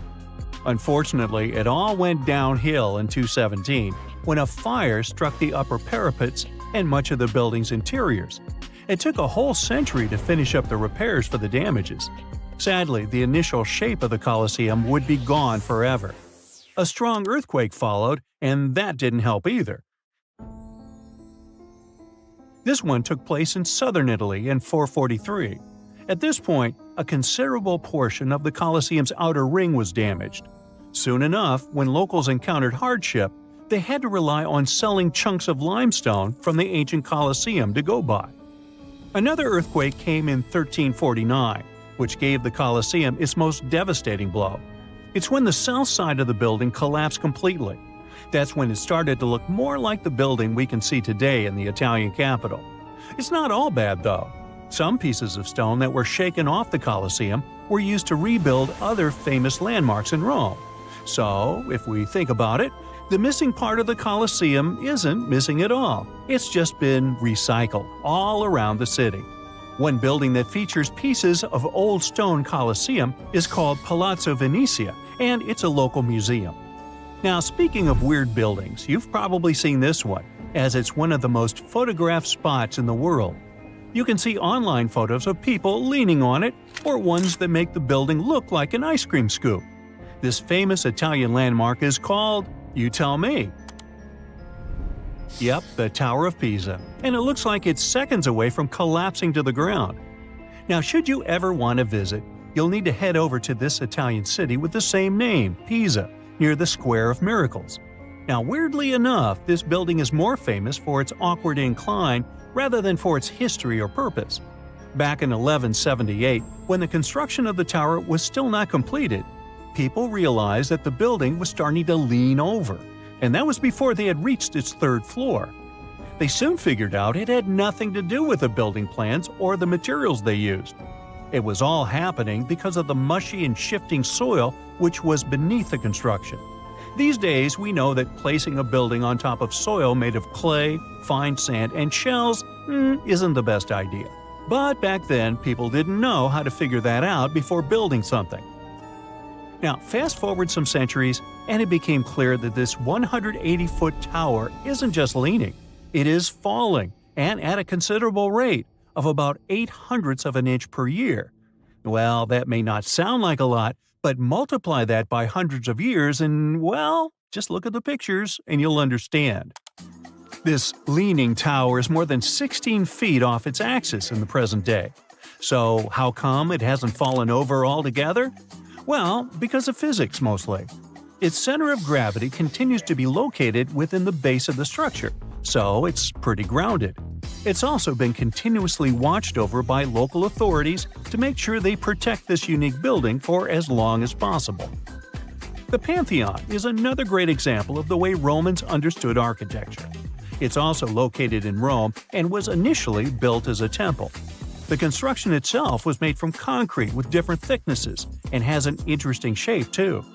Back in the day, Romans believed the Earth was like a disc, which was covered by a dome-shaped sky. So they modeled the Pantheon sticking to this idea. Light comes into the temple through a hole in the dome, shining down on the floors and walls, showing the movement of the sun. It's also one of the best preserved ancient Roman buildings. It's no wonder many other buildings have been made to look like it. In the U.S. alone, the U.S. Capitol, the Jefferson Memorial, and the National Gallery in Washington, D.C. are all said to be modeled after this ancient construction. The famous painter Michelangelo was so impressed by this building that he believed some unnatural force must have helped in its construction. The place where it stands is also very special because of the story behind it. Legend has it that the founder of Rome, Romulus, was lifted to the ancient Roman higher spirits on the wings of an eagle from this exact location. Apparently, it was a talon show. Get it? Talons? Eagles? Okay, gotta go. Everyone loves a good landmark. The Roman Colosseum, the ancient city of Machu Picchu, the Giza pyramids. But have you ever wondered how it once looked? Way back in the days when they were built? Or even in the time they were covered in ivy and forgotten by humanity? Buckle up, because we're heading on a time travel adventure to the world's greatest archaeological sites. Our voyage begins in South America, deep inside the Peruvian mountains. Behold, the city of Machu Picchu. Machu Picchu is a monument to the ingenuity and power of the Inca civilization. During its prime, the Inca civilization stretched 2,500 miles along South America's coastline from modern-day Ecuador all the way down to Chile. And Machu Picchu was located at the heart and center of it. The historic site was constructed at around 7,000 feet above sea level, more or less around 1450 BCE. The gated city consisted of around 150 buildings made of stone. The Incas managed to build temples, houses, and even a complex aqueduct system to irrigate the entire town. And yes, they did all that without the help of wheels or any instrument made of iron. The housing model is somewhat similar to stone houses we see nowadays, with the difference that the Incas didn't use any cement to stick together the blocks of stone. Yet, they fit seamlessly on top of each other. Not only that, the Incas must have developed a rudimentary yet effective anti-earthquake technology, since, in the event of a quake, the rocks would shake without falling out of place. If Machu Picchu had been built today, it would have cost over $70 million to finish the entire thing. The purpose of the site is still a mystery to many historians. Theories suggest that it could have been built as a ceremonial site, a safety base for the Inca people, or even a retreat for royalty. What we know for a fact is that in the 16th century, 100 years after Machu Picchu was built, its population abandoned it, with tree roots taking over the majority of the site and keeping it hidden from humankind for over 4 centuries. It wasn't until the 20th century that the world was reintroduced to Machu Picchu when a Peruvian farmer led Yale University professor Hiram Bingham III to visit the site. Since then, Bingham and many other explorers dedicated their lives and research to studying the archaeological wonder of Machu Picchu. Now, for the next stop on our time-traveling vehicle, the city of Pompeii in Italy. Pompeii has crowded our collective imagination for many years.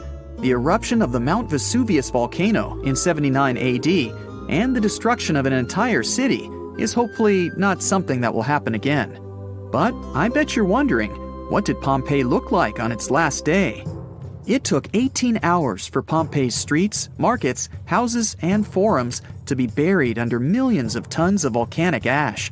Thanks to some clever scientists, we discovered that the lava and ashes that covered Pompeii on its very last day actually helped to freeze the city in time. Different from ice, the cloud of ashes did not preserve the city intact, but as the items disintegrated over 2,000 years, they left voids under the earth. Archaeologists found that if they filled these voids with plaster, the shape of the buried city would soon reveal itself. And that's exactly what happened. Of course, it was nothing like the bustling city of 12,000 people that had existed for many years before the fateful eruption. Pompeii was a vibrant and rich municipality.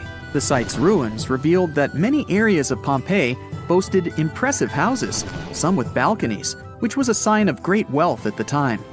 And, believe it or not, even some artwork survived the eruption. Archaeologists found well-preserved frescoes and murals of mythological creatures, all indicating that members of the high society lived there. Ruins show the city even had thermal baths and showers made with luxurious materials. Oh, and apparently, the people of Pompeii had amazing teeth. Yes, archaeologists could see even that tiny level of detail from the plaster molds they recovered from underground. Still in the Italian territory, we find one of the world's biggest tourist attractions, the Roman Colosseum. It was built as an amphitheater during the reign of Emperor Vespasian, around 70 AD. It wasn't until 80 AD that Vespasian's son, Emperor Titus, inaugurated the Colosseum. The monument was something to behold, with 157-foot-tall walls, over 80 entrances, and the capacity to host 87,000 people. All social classes and groups were welcome at the Colosseum, and this partly explains why it flourished for so many centuries. During the decline of the Roman Empire, around the 6th century AD, the Colosseum started being neglected and abandoned.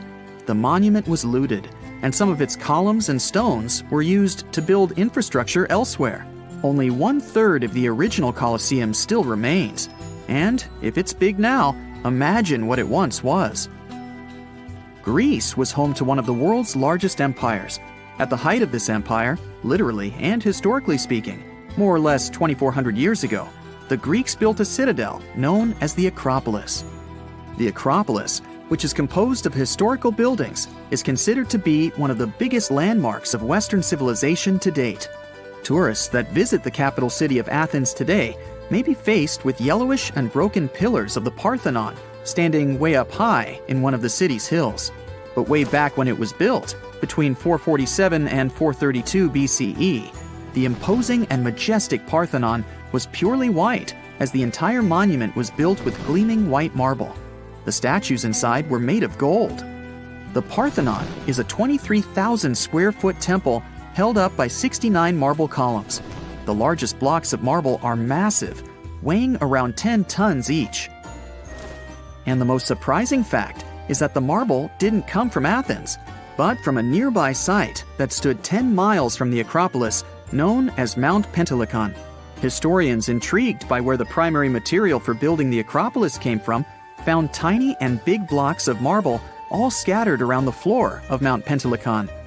There was also a paved road that the Greeks had built to carry the rocks around. But perhaps the most impacting monument of all times is located at the heart of the Middle East, outside the Egyptian city of Cairo. The pyramids are considered one of the 7 wonders of the ancient world. The Giza Pyramid Complex was built as a tomb for the pharaoh Khufu around 4,500 years ago. Between 20 to 30,000 people took part in the construction process. It's composed of 3 pyramids. The massive monument is made out of approximately 8,000 tons of granite and over 550,000 tons of mortar, which gives it the appearance it has today. Would you believe me if I told you that the pyramids didn't always look like this? Far from it. They were shiny white with a golden triangular tip at the top. This is because the Egyptians used over 6 million tons of limestone to cover the entire rocky, step-like structure, all so that they could gleam white under the unforgiving sunlight of Egyptian skies. The Pyramid of Khufu remained the tallest structure on Earth made by humans for over 3,800 years. It was the only 8-sided pyramid in Egypt and was believed to align with Orion's belt. It's considered to be the most aligned construction facing north. In 1979, it was inscribed on the UNESCO World Heritage List. Let's head on down to the Indian city of Agra to quickly visit the Taj Mahal. You may know it as the Taj, but it can also be called by its more endearing name, a teardrop in the cheek of time. The Taj took over 22 years to build and was commissioned in 1632 by Mughal Emperor Shah Jahan as a declaration of love for his third and favorite wife, Mumtaz Mahal. It was made with ivory white marble, and amazingly, due to tight conservation, it still remains very similar to what it was when it was built. I think all this talk of landmarks got me thirsty for some traveling. What about you? Tell us in the comments below if you've ever visited some of these sites, or which interesting landmarks you'd add to this video. You are lost deep within the jungle in the Yucatan Peninsula in Mexico. There are strange noises all around you, and to make it worse, the sun is setting. Soon, you'll be alone in the middle of an unknown rainforest. Guess it was a pretty bad idea to come looking for El Dorado on your own, wasn't it? You keep walking as fast as you can, when suddenly, wait! What's this you're seeing? It looks like large stairways made out of stone. This definitely doesn't look natural, so you take a picture. Maybe you didn't strike gold, but you might have just found something relevant. Congratulations! You found Akhumtun, a long-lost Mayan city, hidden 37 miles into the jungle. The name literally translates to stone column. Stone was probably in at the time, so these guys used a lot of it to build their pyramids, houses, and even ball courts. If you ever thought that Europeans invented ball games, think twice. Mayans loved to play ball games for recreational purposes. Akhumtun is part of a series of other long-lost Mayan cities that are being discovered with the help of new technology nowadays. We'll talk more about the other ones in a jiffy. Perhaps the biggest surprise of this one is that it was surrounded by wetlands, which is why the city was built on high ground. The city was monumental, covering an area of over 120 acres. That would be as big as 90 football fields right next to each other. Scientists have found proof that Akhumtun had pyramids of up to 49 feet high, and that it was likely an important social hub between 250 and 1000 CE. This is definitely a game changer. But lost Mayan cities began to be unearthed in the 19th century. Modern technologies, such as LiDAR imaging, help archaeologists see through dense canopies of the forests. This means that people don't really have to risk getting lost in the tropical jungle like you did at the beginning of this video. LiDAR works sort of like an X-ray. It sends out laser beams that can detect any signs of ruins or ancient constructions. According to space archaeologist Sarah Parchak, satellite imagery has been a key player in discovering ancient cities in South America, Egypt, and other places. Sarah herself spends most of her days scouring images for any signs of where there could have been cities long ago. She says that more often than not, What happens is that ruins are covered by vegetation, soil, or sand, which makes them super tricky to find. But thanks to these awesome tools, scientists also made the huge discovery of ancient Mayan causeways, which spread throughout old Mayan territories. I mean, take a look at these roadways. You'd expect to see ruins like this in places such as Portugal, England, or the United States. I'm talking about 130 feet wide roads painted white to help travelers journey through the nighttime. Scientists recently unearthed a 110-mile network of roads such as these, and they think this dates back to before the first registered Mayan highways we've known so far. These roadways, which sometimes ran over the swampy ground and were even elevated at times, are being called the world's first superhighways. Even if there is no registry of animal-powered vehicles, it's believed that the Maya used them to travel around a network of possible 964 settlements. They were built like a huge spiderweb, and from what archaeologists have gathered, this huge system of roads worked to connect a big system of economic and social interactions between Mayan cities.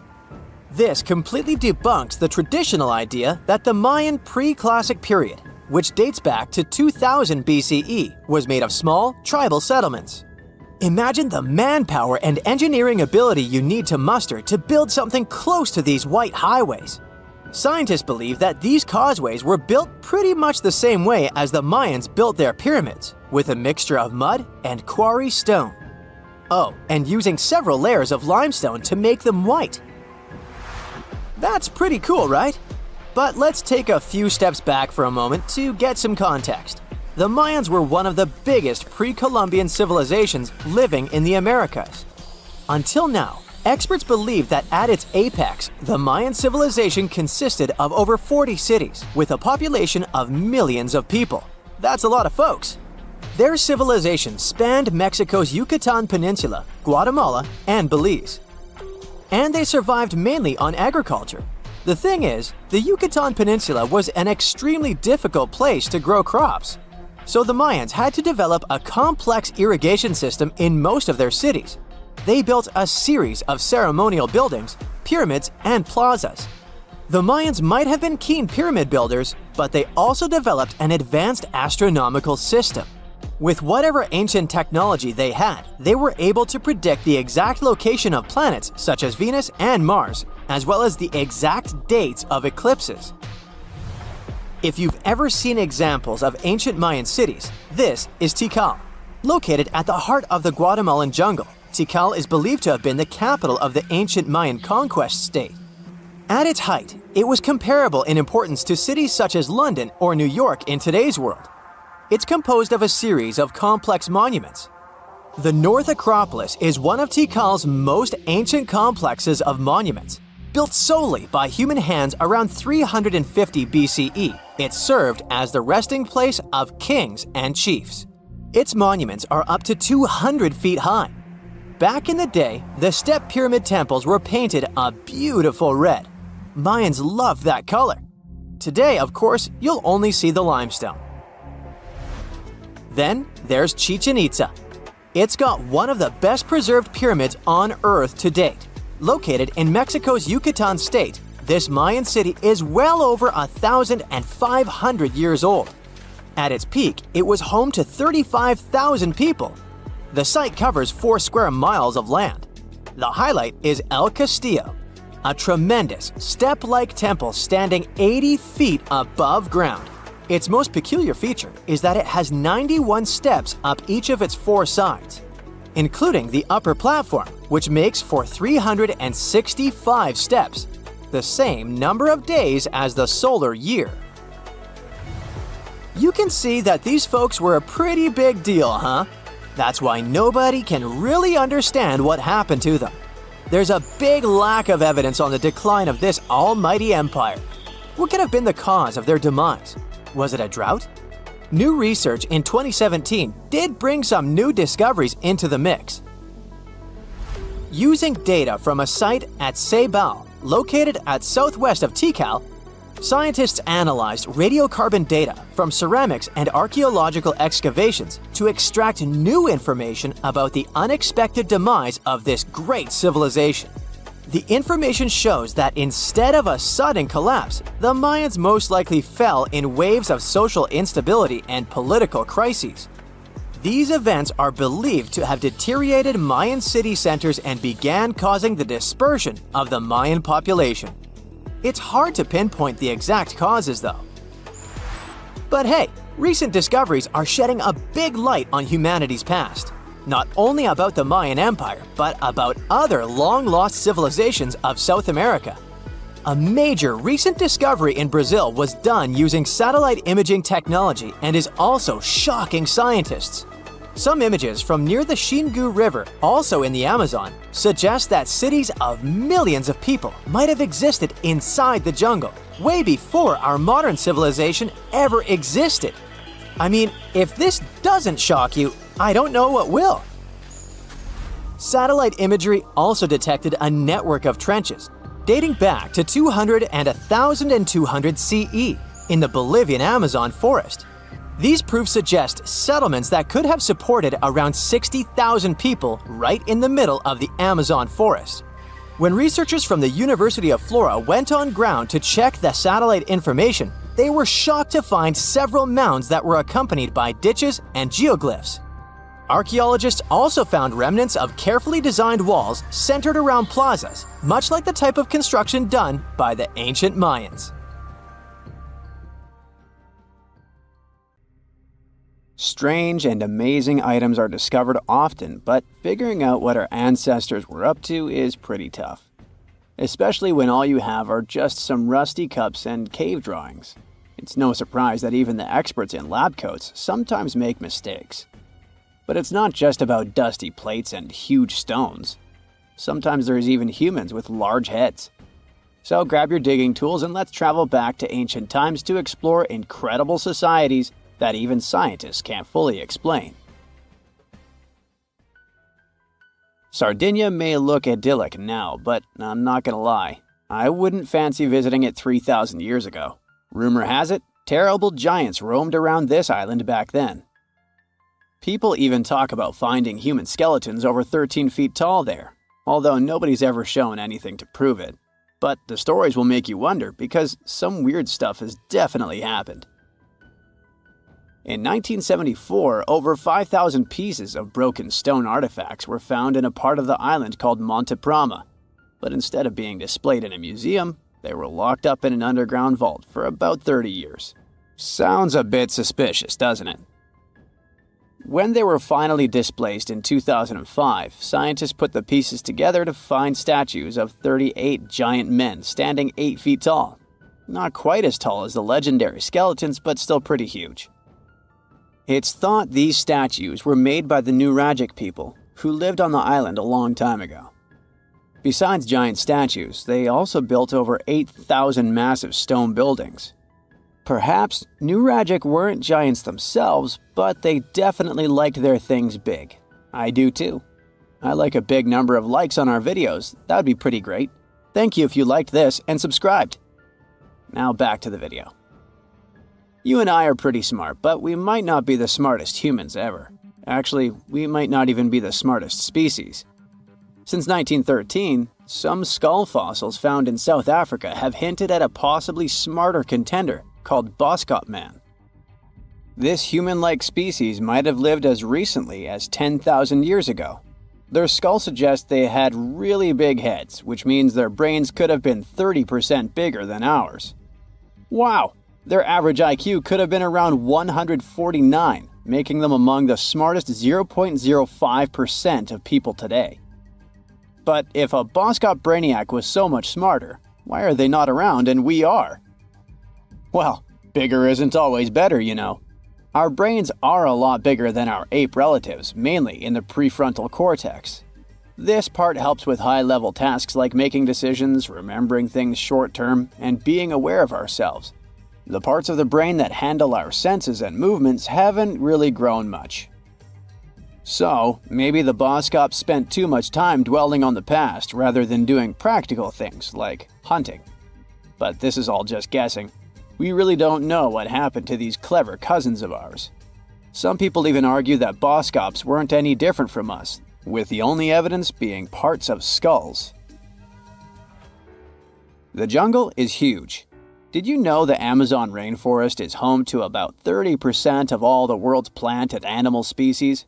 That's impressive. However, the history of one native species, humans, has long puzzled scientists. The mysterious Kasarabe people lived here for hundreds of years and then vanished around 1400 AD.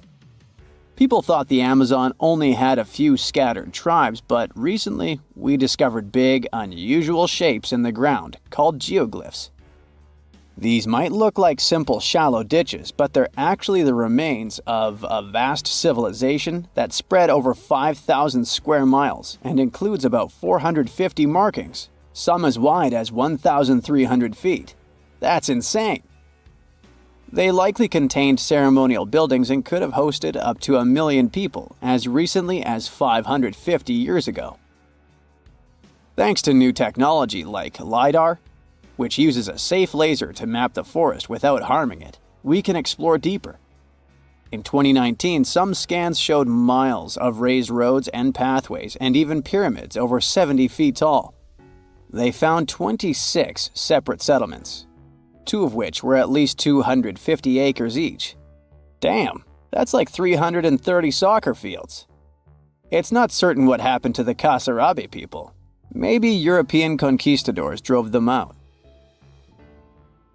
Maybe the most baffling ancient civilization is one we've never actually found a trace of. Yep, I'm talking about Atlantis, the grand city that supposedly sank into the ocean. The first mentions of Atlantis come from the ancient Greek philosopher Plato, who talked about a great city near the Strait of Gibraltar. But for ages, everyone just thought Plato made up Atlantis as a perfect version of his own Athens.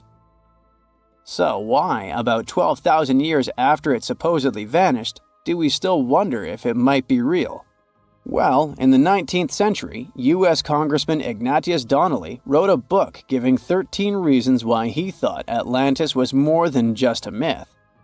Then, in 1965, some folks thought they actually found Atlantis when they discovered the Richat structure, a massive 25-mile-wide dome in Mauritania, Africa. It's so big that you can see the whole thing from space. 2 astronauts flying over the Sahara Desert spotted this giant eye staring back at them and thought they'd made the discovery of a lifetime. Unfortunately, there's no solid evidence linking this structure to Atlantis. It's believed to have formed from volcanic activity about 100 million years ago. But it does look suspicious, doesn't it? Still, we're no closer to knowing the truth. Imagine going back to about 3,300 BCE and finding yourself in South Asia. Welcome to the Harappan civilization. These people were way ahead of their time. They had cities like Harappa and Mohenjo-Daro, complete with baked brick houses, sophisticated drainage systems, and even public baths. This place might have had over 5 million people, making it one of the densest regions at the time. They also invented a system of standardized weights that was incredibly useful for traders. And trading they did. These people had connections stretching all the way to the Middle East, thanks to their great skills in metallurgy. They even had a form of ancient branding. The seals were used to stamp clay on trade goods. Despite being so advanced with a thriving urban life, there's a whole bunch of mystery shrouding their language and script. We've got bits and pieces of their writing, but no one's deciphered them yet, even with all the technology we have today. We also still don't know how exactly their society worked.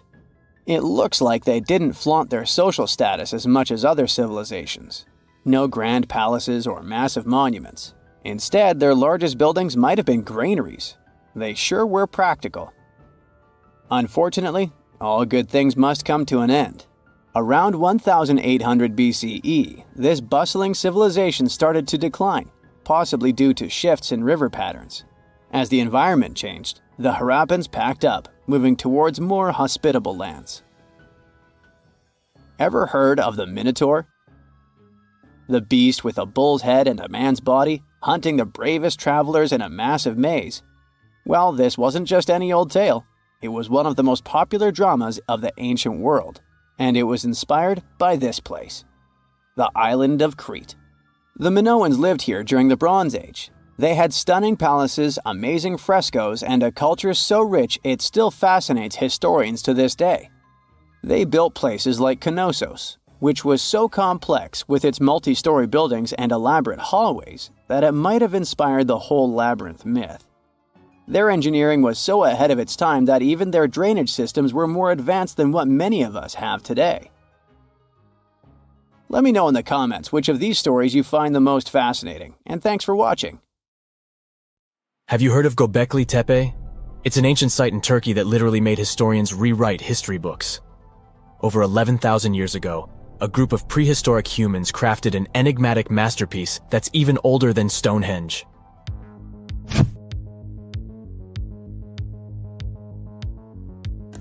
Before its discovery, archaeologists believed that people didn't know about iron and weren't good at making pottery. They were sure that settled life only emerged with the need for agriculture. But Gobekli Tepe changed this belief.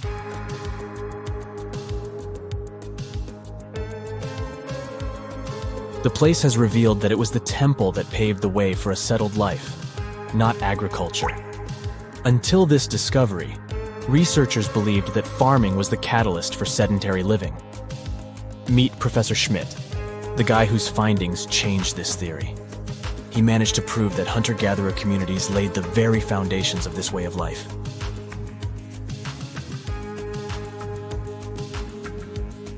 Back in the 1960s, other archaeologists visited the area, but they totally missed the mark. While surveying the region, they stumbled upon a hill with scattered limestone slabs and concluded it was just an old burial ground from medieval times.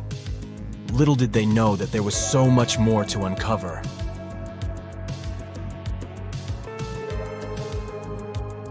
In 1994, Schmidt embarked on his own survey of prehistoric sites in the area. Surprise! He instantly realized he had discovered something truly extraordinary. Unlike the nearby flat and barren plateaus, Gobekli Tepe had a gently rounded top, rising 50 feet above the surrounding landscape. Funny enough, the translation of this place's name is Potbelly Hill. Schmidt was sure only humans could have made something like this.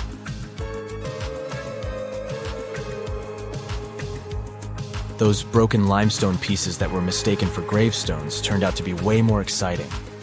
It was like stumbling upon a hidden treasure. The pieces took on a whole new meaning, and Schmidt with his team was about to dive into the secrets waiting beneath the surface.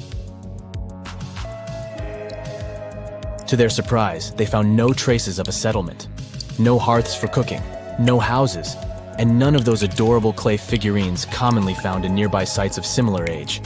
However, they uncovered that those ancient people used tools like stone hammers. So, Schmidt and his team put their heads together and took a wild guess at the age of Gobekli Tepe's stone structures.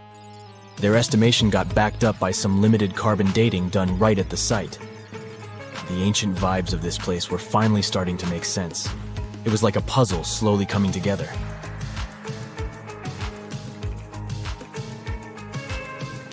You may think that back then, people didn't have special tools to create something as cool as Gobekli Tepe.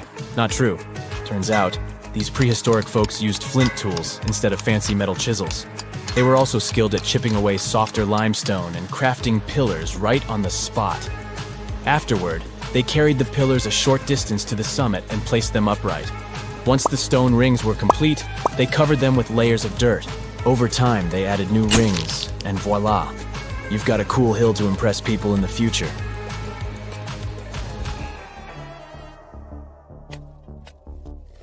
During their first year of excavation, the team went through 15,000 pieces of animal bones from wild creatures. These people didn't have pet animals or grow their own food. They hunted wild animals for their meals. But things were about to change, because the place had everything they needed to start farming. Scientists say they had wild sheep and wild grains that could be domesticated. And guess what? Just 20 miles away, geneticists found evidence of the world's oldest domesticated strains of wheat at a prehistoric village.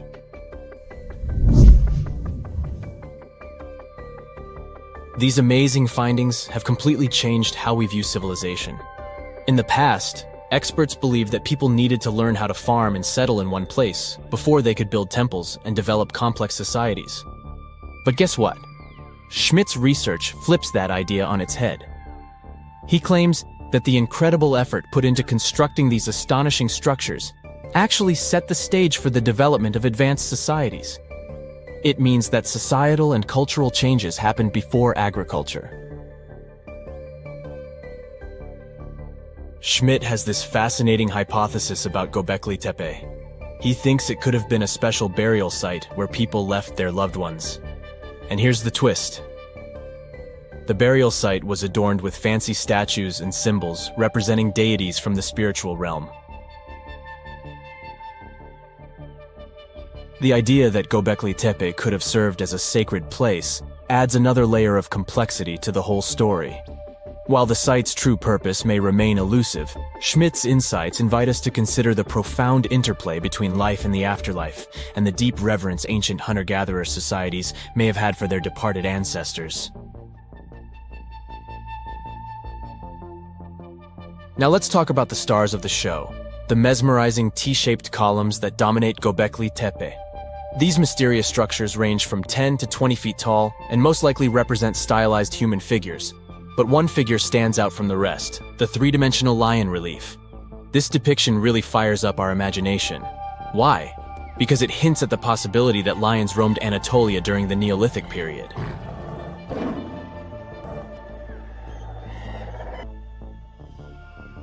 These standing stones are arranged in circles and placed in rectangular pits. Each circle has a similar setup. Two big T-shaped pillars in the center, surrounded by slightly smaller ones facing inward. Talk about a stylish arrangement. These towering pillars reach a whopping 16 feet and weigh between 7 and 10 tons. Some pillars are plain and simple, while others are like works of art with intricate carvings. Foxes, scorpions, and vultures come to life, crawling and twisting on the pillars' sides. But it's not just animals depicted on these stones. Some pillars have abstract shapes representing humans, and even small carvings of clothing items. Some of them even have belts. Now, there's one pillar that stands out from the rest like a rock star. This super old stone pillar suggests that a comet crashed into Earth. It happened during a chilly period that lasted about 1,000 years. Previous studies examining Greenland ice cores hinted at this comet theory, but now the carvings at Gobekli Tepe prove it right.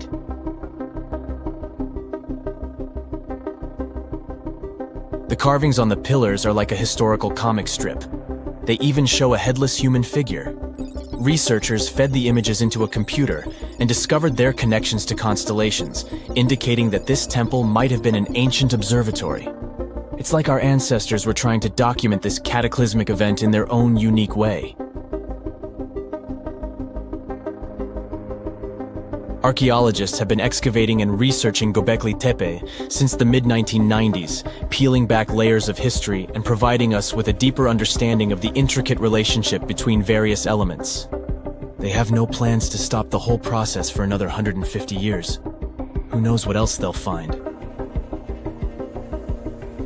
You see, Gobekli Tepe has been labeled purely as a ritual site with no signs of domestic activities. We were led to believe that the absence of water meant it couldn't support semi-sedentary communities.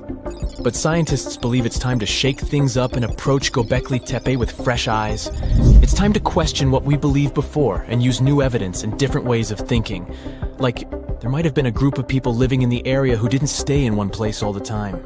They moved around a bit but still had their own civilization, living in the area semi-sedentarily. Gobekli Tepe is not just home to a single temple, but an astounding collection of over 20 ancient structures.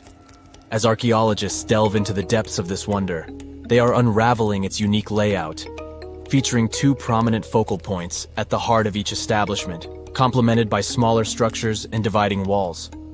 What's even crazier is that in this area, there are over 200 obelisks, which are narrow tapering monuments.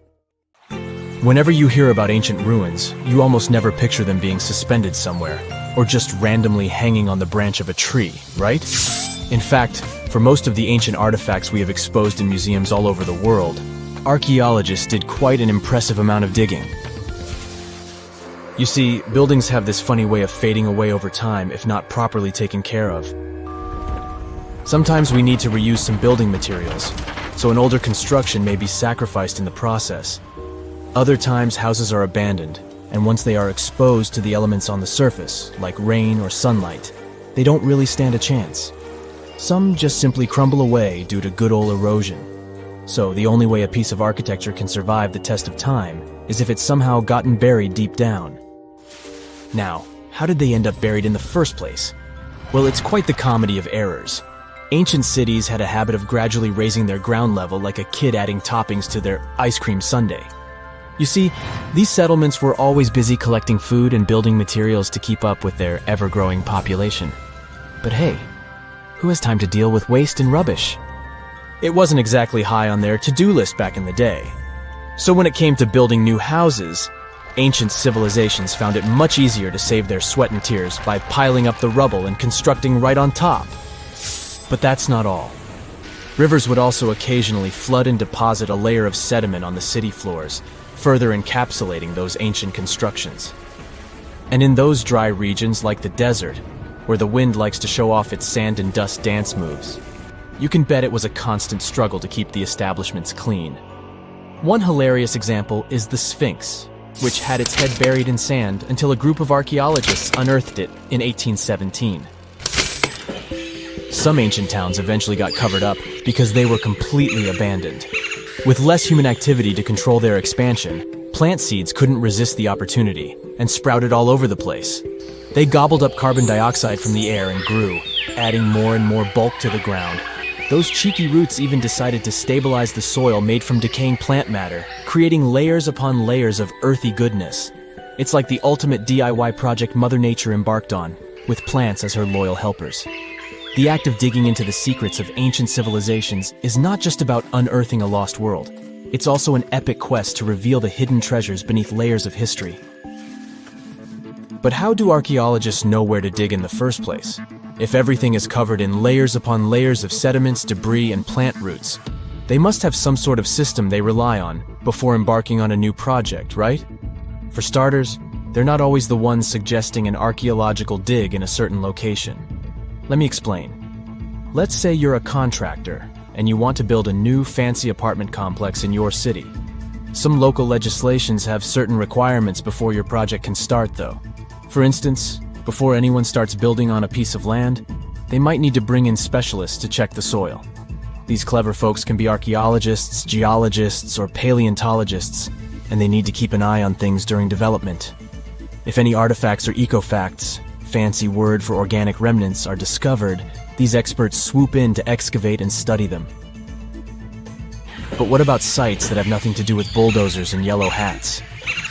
Archaeologists have more than one trick up their sleeves when it comes to locating ancient hotspots. They dive deep into historic records with a healthy dose of detective work. By sniffing out old documents and maps, they can piece together the puzzle of human activity in a specific area. If a site has been visited before, it's even better. Finding records of past excavations or historical accounts can give archaeologists lots of information on where to continue their treasure hunt. Before archaeologists start swinging their shovels, they engage in a bit of a visual scan mission. Armed with a grid system, they'll stroll around the site, keeping their eyes peeled for any artifacts that might be hiding just beneath the Earth's upper layer. From groundstone tools to historic glass and even ancient garbage dumps, yes, they're all so valuable. These keen-eyed explorers can spot signs of human activity faster than most people. If they stumble upon midden soil, fancy term for a garbage dump, they know for sure that humans once called this place home. Archaeologists don't just rely on their trusty shovels, though. They have an arsenal of gadgets to aid in their search for hidden wonders. Geophysical tools are like their secret weapons. Take the resistivity meter, for example. This clever contraption measures the electrical component of the soil and any buried features or artifacts. A buried wall, for instance, will create a different resistivity reading than the surrounding soil. Magnetometers and ground-penetrating radar work in similar ways, showcasing potential hints of ancient treasures in the soil. And who could forget our trusty old friend, the GPS? It helps archaeologists map out precise locations, like a high-tech treasure map, leading them straight to their pot of gold. Care to virtually visit some of the most important archaeological sites in the world? Well, follow me. In the United Kingdom, for instance, you'll find this interesting place called Stonehenge. It's one of many henges scattered around, but this one really takes the cake.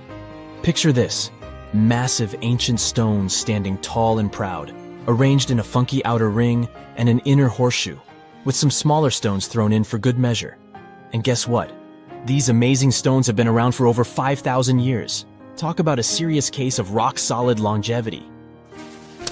Now, here's where it gets interesting. According to local folklore, the legendary wizard Merlin whipped out his magic wand and poof! He teleported these massive stones all the way from Ireland.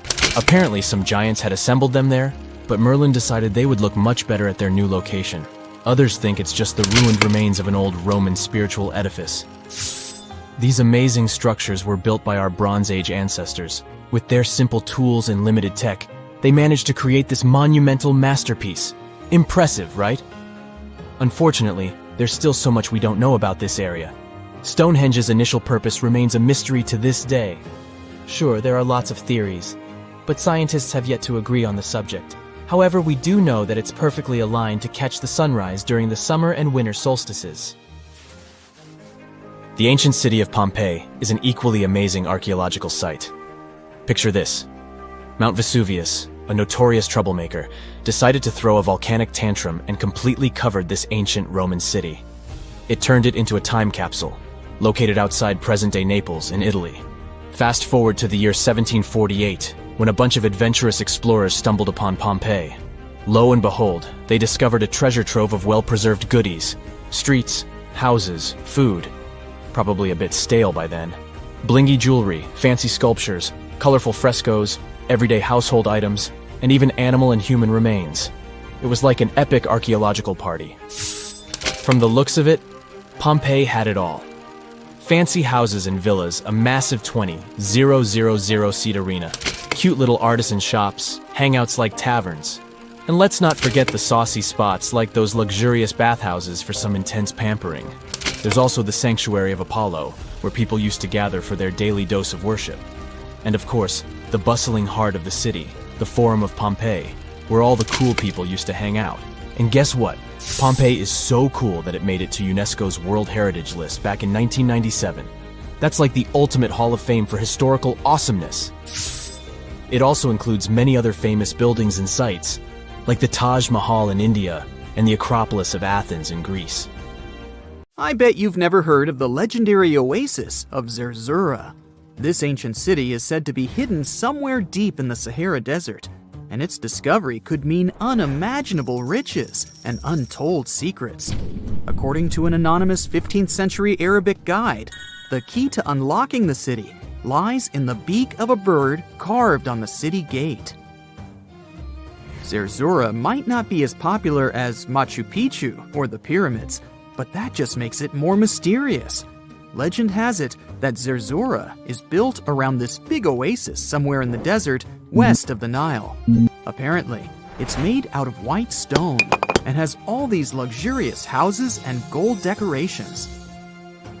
The story goes that a scribe wrote down the account of a traveler who stumbled upon Zerzura while looking for his lost camel. At one point in his journey, the man got caught up in a sandstorm, where he got separated from the rest of his group. The traveler kept wandering in the desert for days, and then, out of nowhere, two men showed up and guided him to the city of Zerzura. The traveler described this city as an oasis filled with little birds and made out of pure white stonework. The city is also said to be guarded by giants. In 1835, an English Egyptologist named John Gardner Wilkinson mentioned the city in one of his books. He spoke to a man from Egypt who found the city by accident after days of wandering through the desert. He mentioned some ruins, unusual stonework, and a large oasis surrounded by palm trees. The man even gave some instructions on how the city could be found, indicating that it might be in the western desert of Egypt. But here's the kicker. Even though a group of explorers went out to find Zerzura, they didn't succeed. At the same time, they did stumble upon a bunch of previously unknown oases. In the early 1900s, numerous expeditions were sent to find the city, including one with a fleet of Ford Model A trucks. But, alas, none were successful. Others say Zerzura did exist at one point, but not anymore. It's possible it was swallowed by the desert. It's believed that back in the day, the Sahara Desert was actually green. Scientists even found traces of ancient rivers that flowed through the area 100,000 years ago, creating green corridors across the desert. But Zerzura might have never been real to begin with. Maybe it only existed in the minds of people, a figment of their imagination as they were struggling in the African desert. For thousands of years, people have been obsessed with the hunt for another lost city, Atlantis. But if this place really existed, where on Earth, or under the sea, could it be? According to Plato, Atlantis was an actual place, and it was supposedly located somewhere in the Atlantic Ocean, near the Strait of Gibraltar.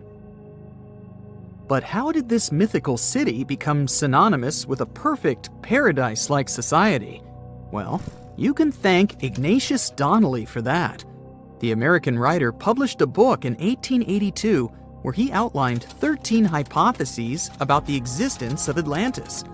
Donnelly truly believed that this lost city was where ancient humans lived in peace and joy for centuries. Donnelly even thought that Atlantis was the original source of many ancient civilizations around the world. And if we just followed Plato's clues, we could totally find Atlantis. Sounds like a treasure hunt, right? What inspired Donnelly to go on this quest in the first place, you might ask? Apparently, an amateur archaeologist discovered the city of Troy, using Homer's The Iliad as a guide. Well, if Troy was real, then why not Atlantis? Back in the day, some people believed that America was the legendary Atlantis. Columbus really stirred up some excitement when he brought back news about the New World to Europe. But the real hunt for Atlantis didn't really start until the 20th and 21st centuries. Some people tried to connect the dots between a volcanic eruption on the island of Santorini and the destruction of Minoan settlements. But in 2018, a team of investigators claimed they had nailed it, announcing they had discovered concrete proof that Atlantis had existed. What was their evidence, you ask? A series of mysterious circles in a national park in Spain. But the circles turned out to be nothing more than experimental ponds for studying zooplankton. Let's face it, there's no real evidence that Plato's lost city of Atlantis actually existed. But it doesn't make searching for it any less exciting, does it? The Fountain of Youth isn't a lost city per se, but it is another mythical location that many have claimed to have stumbled upon over the years. Long ago, people were obsessed with the idea of living forever, or at least extending their lives as much as possible. Each culture had its own wild story, like the Greeks talking about a magic fountain that let people live longer, or Alexander the Great finding a river of paradise that could heal the wounded. Japanese legends spoke of hot springs that could make you young again, while the Caribbean locals talked about the restorative powers of the water in one of their own mystical lands. Explorers searched far and wide for these magical waters, but nothing. Probably the most famous of all was the story of the Spanish explorer Juan Ponce de Leon, who thought he'd found it in Florida. Now, Ponce de Leon was quite a character. He sailed with Columbus and became an important figure in the area now known as the Dominican Republic. He found gold in Puerto Rico and even became the island's administrator. But when the ruler of Spain decided to replace him in his duties, he got upset and decided to explore Florida, looking for gold and the elusive Fountain of Youth. He explored the Bahamas, but sadly, he didn't find any gold or magic water. He did, however, make his way to Florida. He explored the coast and even discovered the Gulf Stream. Unfortunately, his last expedition didn't go well, and he was wounded. But the legend of him searching for the Fountain of Youth lived on. Even though historians don't think he was really looking for the Fountain of Youth, thousands of people visit the Fountain of Youth Archaeological Park every year to try the sulfur-smelling water. It's the oldest attraction in Florida, which has been around since the 17th century. Some say the water has unusual properties, but I'll leave that up to you to decide after you visit this place. Norse mythology has its own mysterious land called Thule. It's said to be somewhere between Scandinavia and Iceland, where the sun barely shines and the cold bites hard. The folks there survive on a diet of millet, herbs, fruits, and roots, washed down with a grain and honey brew. As for its exact location, scholars can't seem to agree on it to this day. The legendary ancient Greek explorer Pytheas was said to be the first to stumble upon Thule during his quest for tin mines. He sailed his way up north, passing by Scotland, and after 6 long days of sailing, he reached Thule. The people there, according to Pytheas, were quite primitive, but that's no surprise since they were just simple farmers living off the land. They showed Pytheas where the sun set on the shortest day of the year. They also told him that in winter, the sun never rose at all, and in summer, there was no night. For many years, historians have been debating the true identity of this mythical land of Thule. Some say it's Iceland, while others claim it's Norway. A little bit of progress has been made recently with the help of a team of researchers. If their findings are correct, Thule might be the elusive island of Smola. That's farther south than any of the Norwegian islands that were on the list of contenders. It may be too soon to celebrate, but it does look like Thule has finally been found. There are entire communities of unusual tiny organisms that live in lagoons in Patagonia, and they are some of the first forms of life ever. No one had known about them until 2 scientists, Brian and Maria, went to explore certain areas in Patagonia. Now, Patagonia occupies nearly half of Argentina, and few people live there. Only some farmers and sheep ranchers that mostly stay near rivers and grow things such as apples, pears, and alfalfa. A long time ago, it was a wild and distant place where Indian tribes lived. But this time, we're going to follow the tracks of life forms that appeared long before humans and look closer at these interesting microorganisms Brian and Maria found. Those two had to drive for 9 hours on some rough roads to reach their destination. They stayed in a small village. Only 35 people live there. These people depend on just one spring because it almost never rains there. On the last night in the village, Brian realized that satellite images he had taken had shown a set of lagoons that were only 10 miles away. The next day, the small team jumped into a car and went up the road as far as they could until it became too difficult to drive. They continued hiking the rest of the way. It was hard because they had to carry water to deal with the intense sunlight. In some spots, they ended up sinking up to their knees in a slush made of salt. Up there were 12 lagoons with perfectly clear waters. The place itself didn't offer much except for very acidic and salty water and intense direct sunlight. But it was kind of like traveling back in time, because those conditions were like what Earth looked like many, many years ago. When Brian examined the lagoons, he was surprised to see many unusual microorganisms there. We call them stromatolites, and they're so small we can't even see them without a microscope. But they get together and form large communities. In the past, many unusual species lived this way. For example, cyanobacteria. They were important back in their time because they produced oxygen. Earth, in its initial stages, didn't have much of this gas in its atmosphere. The first stromatolites might have been formed by diverse types of bacteria that didn't necessarily produce any oxygen, but were just living their peaceful life there. They formed layers, piling on top of one another, so that at least some of them could get a bit of sunlight. They used sand and sticky liquids to stay close together. Brian was also incredibly surprised because those were the biggest living stromatolites he had ever seen.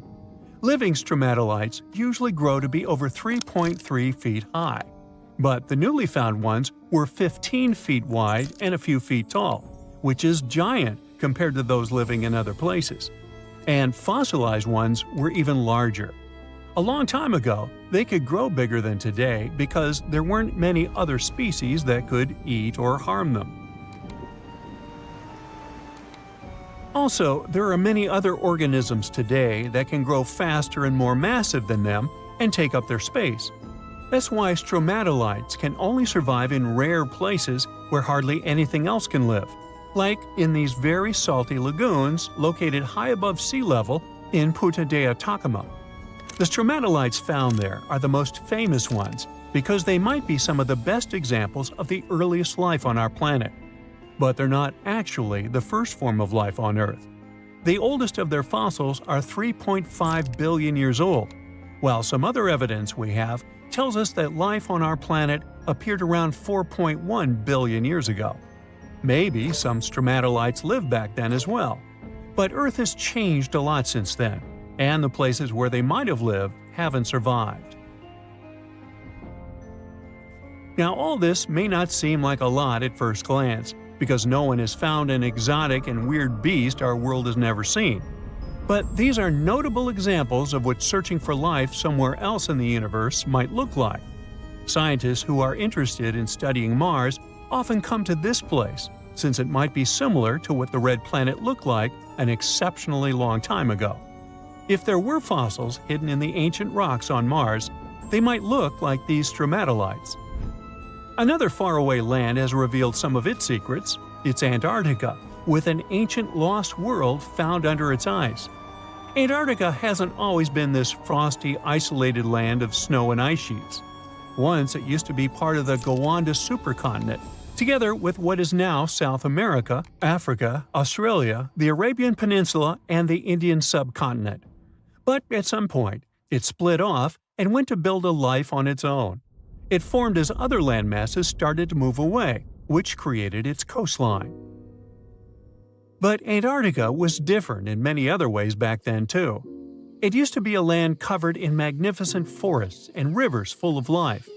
Scientists use radar and satellites to explore a mysterious world hidden under the ice there. This ancient land, which is close to the Indian Ocean, is as big as the U.S. state of Maryland or Belgium. It's more than 14 million years old. Some studies say that this area formed over 34 million years ago, which was way before Antarctica got into its deep freeze. At first, temperatures there were higher, possibly like the weather in Patagonia or the cold, temperate rainforests of Tasmania, New Zealand, or maybe even more tropical than that. But as the climate became cooler, small glaciers started forming on hills close to the rivers. Valleys sunk deeper because of all that ice covering them. And then, temperatures dropped even lower, and a giant layer of ice covered the entire continent, hiding those old glaciers. Rivers shaped this lost world a long time ago, way before it ended up covered in ice that's almost 2 miles thick in some spots. Scientific studies of this area showed that those landscapes had been full of highlands and mountains. The ice that formed over Antarctica made the whole area very cold, so the landscape couldn't erode anymore. This means everything has remained basically the same and untouched under the ice for millions and millions of years. What's interesting is that we know less about this land hidden under the ice than about the surface of Mars. One way to explore it would be to drill through these ice sheets to check for samples of sediments below. They could tell us more about the ancient flora and fauna frozen underneath. It's not a new method. A similar method was used to collect 2-million-year-old samples in Greenland. Australia has a secret world too. Ancient organisms were found hidden in rocks in the northern parts of the continent that are about 1.6 billion years old. These microscopic things are part of a family called eukaryotes. The members of this family that exist today include plants, fungi, animals, and even those tiny organisms with just one cell, such as amoeba.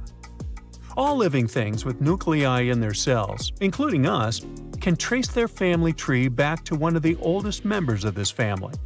That one is called the last eukaryotic common ancestor, and it lived more than 1.2 billion years ago. Those ancient organisms were more complex and bigger than bacteria. Maybe they were the first predators on Earth, hunting bacteria. Meet Castello. He's a Brazilian reef octopus. But Castello isn't a regular octopus. While watching him, scientists began to suspect that he might be experiencing nightmares. When he was sleeping, he was changing colors, making some wild movements, expelling water, and even releasing ink. They decided to study Castello for a while. His behavior during sleep resembled stress and fear. The study showed that he might see vivid dreams, which are, at times, spooky. Well, as just one octopus, these cute underwater creatures are known for their intelligence and sometimes human-like behavior, so it's entirely possible that they see dreams just like we do. In Castello's case, he might be haunted by memories of tough times off the coast of the Florida Keys. Poor Castello has a rough past. He lost a tentacle to a predator before captivity, so maybe that's what he sees in his dreams. If proven true, this discovery could reshape how we perceive intelligence and awareness in both animals and humans. Well, it turns out plants can talk. Well, kind of. Scientists found out that plants actually make ultrasonic clicks when they're stressed. Imagine tomatoes and tobacco plants in a jam. They're making sounds like popping bubble wrap, but way too high for us to hear. These are called ultrasonic signals, and they might be their way of indicating stress. That would mean that plants can communicate with each other, and stressed plants prefer to be drama queens and let everybody know about their troubles. They make around 30 to 50 pops and clicks per hour. Calm and healthy plants don't do nearly as much. And not only do plants talk, but even have their own language. They make different sounds depending on whether the plant is experiencing thirst or is bothered by a snipped stem or something else. Moreover, some of them are so dramatic that they start ringing alarms even before they show signs of dehydration, when they know they're getting close to it. Scientists aren't sure why they do that, though. They believe that it might involve cavitation, a term that means air bubbles dancing in the plant's plumbing. Plants that sing these symphonies include corn, wheat, grapes, and even cacti. That is quite a big discovery in agriculture. We could use it to check if our crops are thirsty and stuff like that. So now we'll be eavesdropping on plants and deciphering their secret language. Okay, time for some universal news. Recent studies are shaking up what we thought we knew about the universe's age. Our findings during the last decades showed that the universe must be around 13.7 billion years old. However, a new study shows that it might be almost twice as old, up to 26.7 billion years. Keep in mind that it's not proven, so for now, the official number stays the same. Scientists were using the time since the Big Bang and studying ancient stars to measure the universe's age. But some stars were playing hard to get, looking older than the universe itself. For example, the ancient star Methuselah, which is estimated to be around 14 billion years old, which would be older than our universe. Also, the James Webb Space Telescope caught galaxies looking super mature just a few 100 million years after the Big Bang. All this poses some hard puzzles for astronomers. But this new hypothesis combines the expanding universe theory with something called the tired light theory. It suggests that light loses energy as it zips across cosmic distances. Combine this with the expanding universe theory, and bam! As the universe expands, the light loses energy, so we simply can't see all the super ancient stars that are very far away from us, which is why we could make a mistake in calculating our universe's age. The new model also pushes back when galaxies started forming. It suggests that those early galaxies spotted by the Webb telescope took way longer to form than we originally thought. This study is a serious shakeup in the scientific community.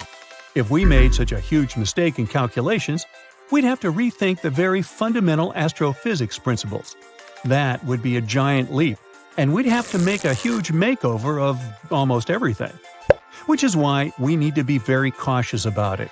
So while scientists test this new theory, we just have to wait for the results. Now, these aren't the only space news. The new AI technology is already being actively used for scientific research. This time, AI is helping us to look for signs of extraterrestrial life. Researchers in SETI, created machine learning algorithms that would help us sift through the cosmic noise faster and more efficiently. When you point a radio telescope at the stars, it's like turning into a celestial radio station that's full of different signals. We catch everything from pulsars to radio galaxies and earthly interference. Obviously, it would be pretty hard to identify a potential signal from extraterrestrials in all this mess. For over 60 years, scientists had to do all this manually. It was a daunting task to scan the skies and explore countless stars and radio frequencies. But now, AI came to help. The algorithms are trained to recognize and distinguish known interference patterns, like those from mobile phones and electronic devices amidst the cosmic data. They spot anything deviating from known patterns, the potential needle in the haystack. And we've already had some breakthroughs here. The astronomers caught 8 signals that didn't fit known patterns. While not confirmed as extraterrestrial life, they show that there's a great potential for future research. Going back to animals, this time we're visiting prehistoric Earth. Imagine turtles so massive they make today's turtles look like tiny toys. Recently, scientists stumbled upon the fossilized remains of one of these giants. It's a sea-dwelling titan that cruised the European waters about 80 to 70 million years ago. The discovery was accidental. A hiker in northern Spain stumbled upon fragments of this creature near the Pyrenees Mountains. This turtle was roughly the size of a rhino, around 30 feet in length. Just to give you an idea, this creature would be about the size of an average car. It shows that extreme sizes were more common before an extinction event. The turtles we know now, of smaller, still substantial sizes, dominated afterward. But the ancient oceans were filled with giant turtles munching on mollusks and jellyfish. This discovery also challenges the idea that gigantic turtles were exclusive to North America. The existence of this turtle proves that these colossal reptiles were hanging out in European waters too. So this might be just the tip of an iceberg, and you'll want to steer around that one too. And finally, NASA's James Webb Space Telescope has made a great discovery. It detected a crucial carbon compound in space. It's called methylcation, and this tiny molecule, even if it might seem insignificant, could help us unlock the secrets of interstellar organic chemistry. Carbon is incredibly important.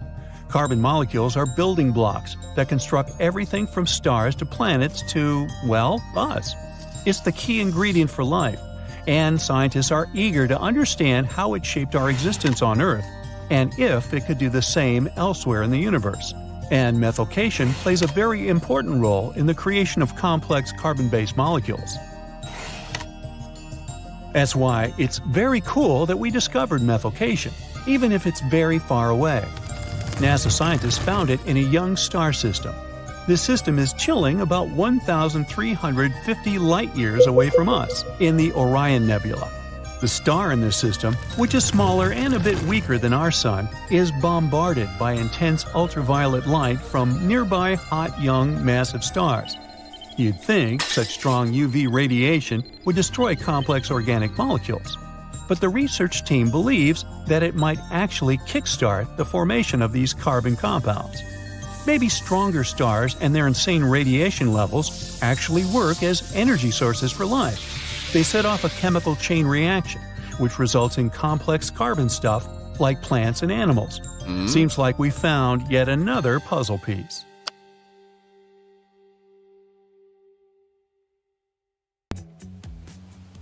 Hey, if you think Stonehenge is one of the oldest stone monuments ever, well, let me introduce you to Gobekli Tepe.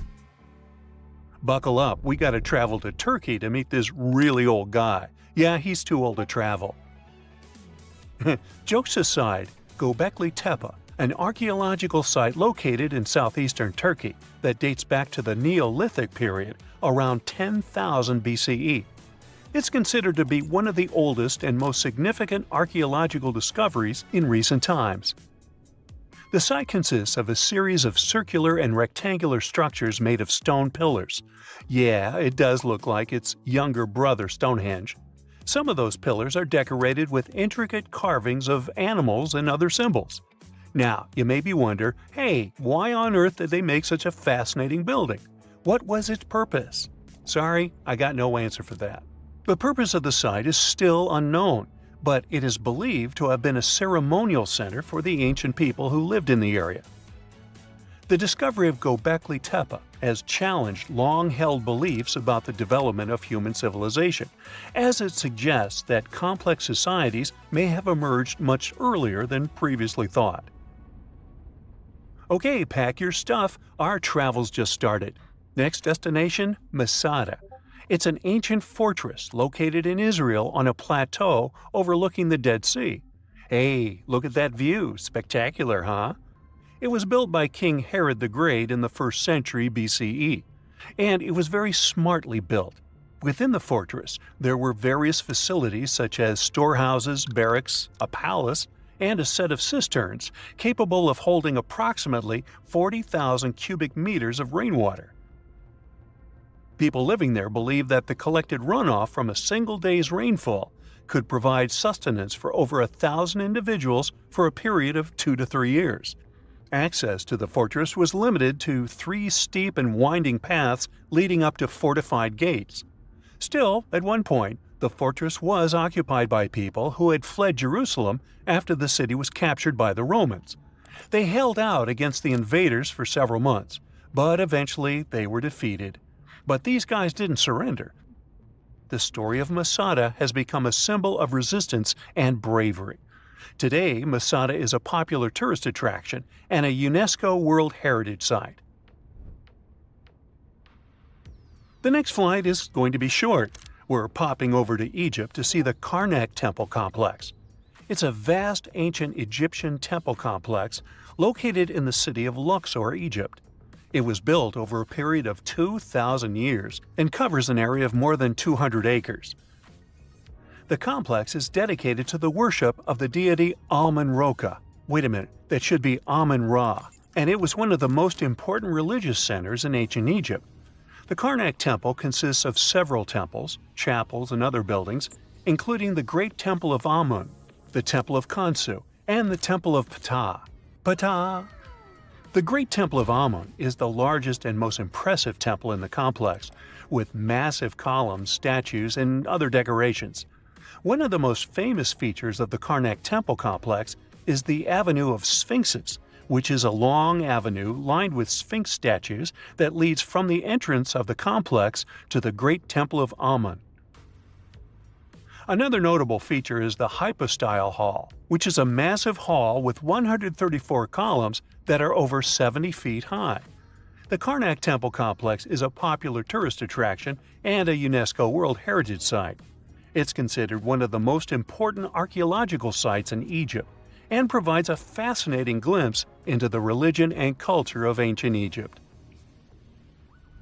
Hey, we can't hop on the next flight and leave Egypt until we see the Pyramid of Djoser. It has another name, by the way. It's also known as the Step Pyramid. This ancient Egyptian site is located in Saqqara. It was built during the 27th century BCE for the pharaoh Djoser by his architect Imhotep, who is considered one of the most important figures in Egyptian history. People believe this pyramid is the first monumental structure built entirely of stone and is an important example of early Egyptian architecture. The pyramid originally stood at 203 feet tall and was surrounded by a complex of buildings and courtyards. It was constructed in 6 layers, each smaller than the one below it, giving it the distinctive step-like appearance. The pyramid was used as a burial place for Pharaoh Djoser and was surrounded by a vast necropolis that contained the tombs of many other important officials. The Grateful Dead? The Pyramid of Djoser has several renovations and additions over the centuries, including the addition of a limestone casing that covered the original step structure. However, much of the pyramid was destroyed over time, and today only the central core remains. Despite this, it remains an important archaeological site and a popular tourist attraction in Egypt. Alrighty, we're ready to move on. There's one more pretty recent discovery we gotta see today. The Tower of Jericho was only discovered during excavations in the 1950s and 60s. It's an ancient stone tower located in the city of Jericho in the West Bank. Just like Göbekli Tepe, this one is believed to be one of the oldest stone structures in the world, dating back to approximately 8000 BCE. The tower stands at over 28 feet tall. It's made up of two main sections, an inner tower and an outer tower, which are connected by a series of stairs. The purpose of the Tower of Jericho is not entirely clear, but it is believed to have served as a defensive structure or a watchtower. It may have also had religious significance, as it was located near a sacred spring. The Tower of Jericho is a significant archaeological site and has provided valuable insights into the early history of human civilization. It's open to visitors and is a popular destination for tourists interested in ancient history. Now, this ancient site even got attention from Netflix, and they made a movie where the action takes place in Mohenjo-Daro. This site was a major center of the Indus Valley civilization in present-day Pakistan. Mohenjo-Daro was one of the largest cities of the ancient world, with a population estimated to have been around 40,000 in its peak. Trust me, that must have been a crazy megalopolis back then. The city was notable for its advanced urban planning, with sophisticated drainage and sanitation systems, and its impressive architecture, including the Great Bath and the Granary. Mohenjo-Daro was abandoned around 1900 BCE, and its ruins were only rediscovered in the 1920s. Today, it is a UNESCO World Heritage Site and an important archaeological site for the study of ancient South Asian civilization. We're heading to a teeny-tiny country that has quite an impressive history. Welcome to Malta. The Tzigantsia Temples are a Neolithic site located on the Mediterranean island of Gozo. They're probably one of the oldest freestanding structures in the world, dating back to around 3600 to 3200 BCE. The temples consist of two megalithic structures, each with multiple rooms and altars. The name Tzigantsia means giant tower in Maltese, as people believe that only giants could have built such massive structures. The temples are believed to have been used for religious purposes and are considered to be an important example of prehistoric architecture. They were added to the UNESCO World Heritage List in 1980. Well, you must be pretty tired, but there's one more place we gotta visit today.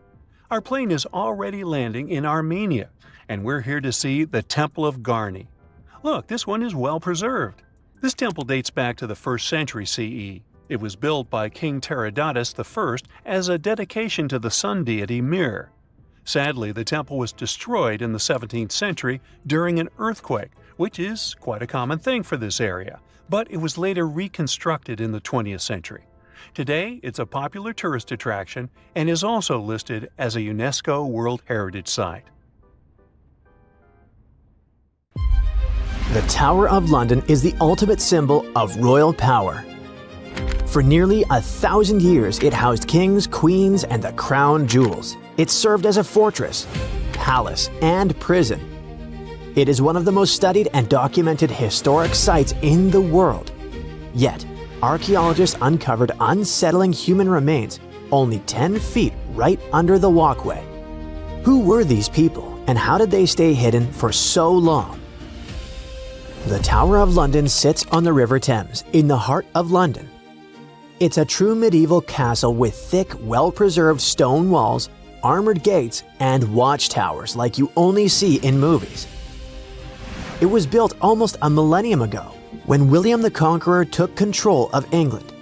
He needed a fortress to lock the city down and send the message, "The new king is here, so better behave." The entire castle complex covers 18 acres, which is about the exact size of the White House grounds. It still keeps and displays the crown jewels under guard. The Citadel was also a high-security prison for centuries, holding high-profile prisoners locked away. But it wasn't just a prison for humans. For centuries, the tower was a royal zoo filled with lions, elephants, and leopards. The King of Norway even sent a polar bear, which was allowed to swim in the Thames on a long leash to catch fish. One of the biggest attractions is the White Tower, a massive stone keep. Rising about 90 feet, it had been the tallest building in all of London for hundreds of years. kings famously whitewashed the stones to make them gleam. It stood out like a blinding beacon above the dark, muddy city. Another must-see spot is the Chapel of St. Peter ad Vincula, the tower's historic church. It served as the final resting place for famous prisoners and nobles alike. It was just outside of this very chapel that archaeologists made a chilling discovery.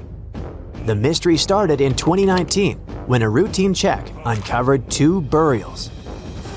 When archaeologists returned to dig some more in 2025, the situation grew from unexpected to, hey, what is going on here?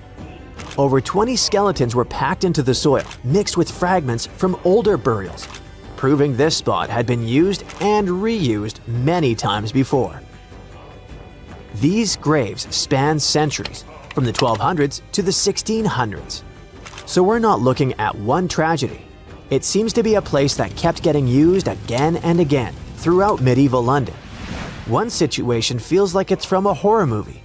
A cluster of at least 6 people from the 1300s that looks unusually messy compared to the others. The timing lines up with the era of the Black Death in London, so this group could be plague-related. But researchers are careful with conclusions for now. On the other hand, some graves look the opposite of rushed. They look expensive. Several people were buried in coffins.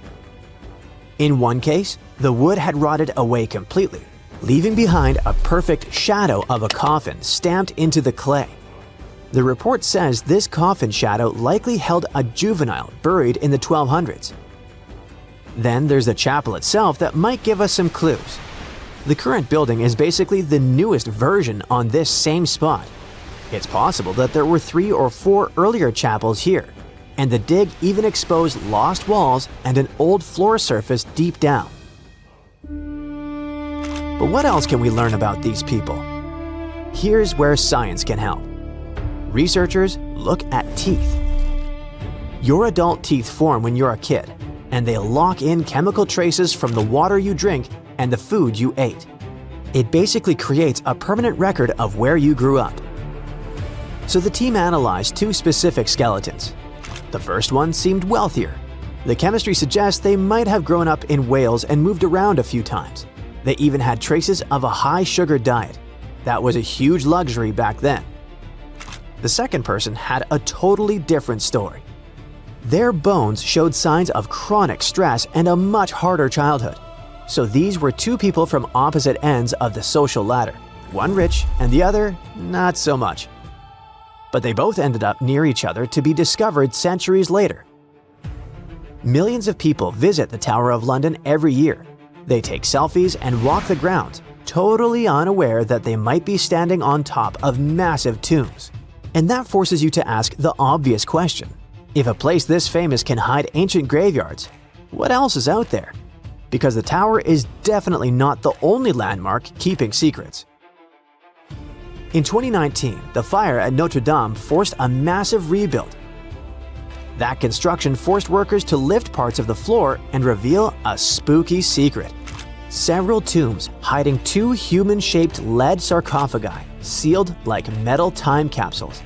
And inside, there were details that shouldn't survive. Fabric, hair, and even leaves that were left on the head. This stuff points to an important person. It sounds unbelievable, but they managed to identify the person as Antoine de la Porte, a church official who passed away in 1710. The second coffin became its own mini detective story. Scientists nicknamed the man inside the Horseman because his bones showed signs of riding for years.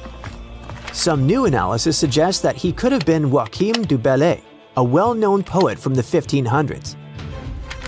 So, we have secret graves in London and Paris. That part almost makes sense. These are old, crowded cities where people have lived for centuries. But there's one place on Earth where history wasn't supposed to happen at all. Antarctica. Yes, almost literally the edge of the world with nothing human anywhere nearby for hundreds of miles. And still, in 1985, a Chilean scientist found human remains on an ice-free beach in Livingston Island on a spot now called Yamana Beach.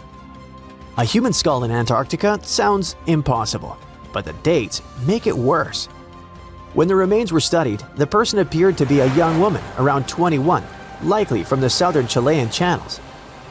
She passed away in the early sealing area, roughly 1819 to 1825. That's basically the opening minutes of humans showing up in that region. So why would a young woman end up there? One idea is that she might have come with early sealers, maybe as a guide or part of the crew. The original researcher even suggested she could have been abandoned there for unknown reasons. Plus, the spot where they found her is known to have been visited by early 19th century sealers. The pieces fit together somewhat, but no one can really pin down the story. And it gets even stranger. The first discovery in 1985 was her skull, but later researchers came back to the same area and found more human bones. In 1988 and again in 1993, they recovered 2 femurs, basically thigh bones, near the original site. The big question is obvious. Were those bones from the same person, or did more than one person pass away here? The plan was to use DNA testing to check if the femurs matched the skull. If these 3 sites prove anything, it's that new discoveries could be anywhere. But the really exciting part is daydreaming about where we could go next. We are entering a phase where technology could make history feel like time travel. Think about what we can do with the gathered data. We can already pull DNA from a tooth to find out what someone ate or where they grew up. Maybe one day we could take that biological code and use AI to completely recreate a person. Imagine a digital human that looks just like them, with the right eye color, skin texture, and even scars. Then we combine that with the environment. Laser scanning allows us to map every inch of those buried foundations. If you feed that into a physics engine, you can rebuild the walls that fell down 500 years ago. That means in our lifetime, you might not just visit the Tower of London to see it as it is right now. You could strap on a headset and step inside the chapel as it looked in 1348, being face to face with history, just without the bad smells or the risk of catching the plague. In February 1961, 3 adventurous rock lovers were searching for geodes near Olancha, California. They took one of their findings home and studied it because it looked pretty unusual. They managed to cut through the matrix and discovered something unexpected inside. Instead of the usual mineral formations, it had a cylindrical object resembling porcelain inside. There was a metal shaft at its center, and around it, a hexagonal sheath made of copper and some unidentified substance. Its discoverers were hoping they had found an example of some unknown technology from 500,000 years ago. It could be proof that there was a hyper-advanced ancient civilization like Atlantis, or that time travel was real. Maybe someone came all the way from the future and accidentally dropped the item. Or maybe some intelligent extraterrestrial beings brought it when visiting Earth. If any of these theories were true, it would mean that scientists have to completely rewrite all human history as we know it. But not everyone shared the excitement, and truth seekers and alternative archaeology circles were trying to solve the mystery of the so-called Koso artifact until the late 90s with theories and debates.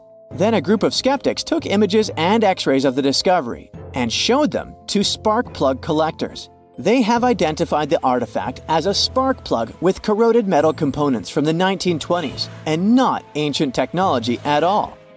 Almost 20 years later, one of the co-discoverers of the artifact agreed to take it for inspection at the University of Washington. They officially confirmed it was a 1920s-era champion spark plug. And the stone matrix containing the artifact wasn't a geode, but a concretion. Those can form because of natural processes over decades or years, but not millennia. The Koso artifact is a good example of an out-of-place artifact, which is a thing in pseudo-archaeology. It's something found in a place or time where it shouldn't logically be. These artifacts seem too advanced for the time period they're found in. They could also mean human activity existed when humans weren't supposed to be around. The Baghdad Battery is another example of such an artifact. It was found in the 1930s by a German archaeologist and consists of a clay jar, a copper cylinder, and an iron rod going through the jar's stopper. Its top, which was broken off, probably had been sealed with asphalt. Its discoverer noticed that it had two different metals and possibly an electrolyte, which are key components of a battery. There are no ancient writings to support this theory, but when scientists ran tests and filled it with an ionic solution like vinegar or wine, it showed that it could conduct electricity.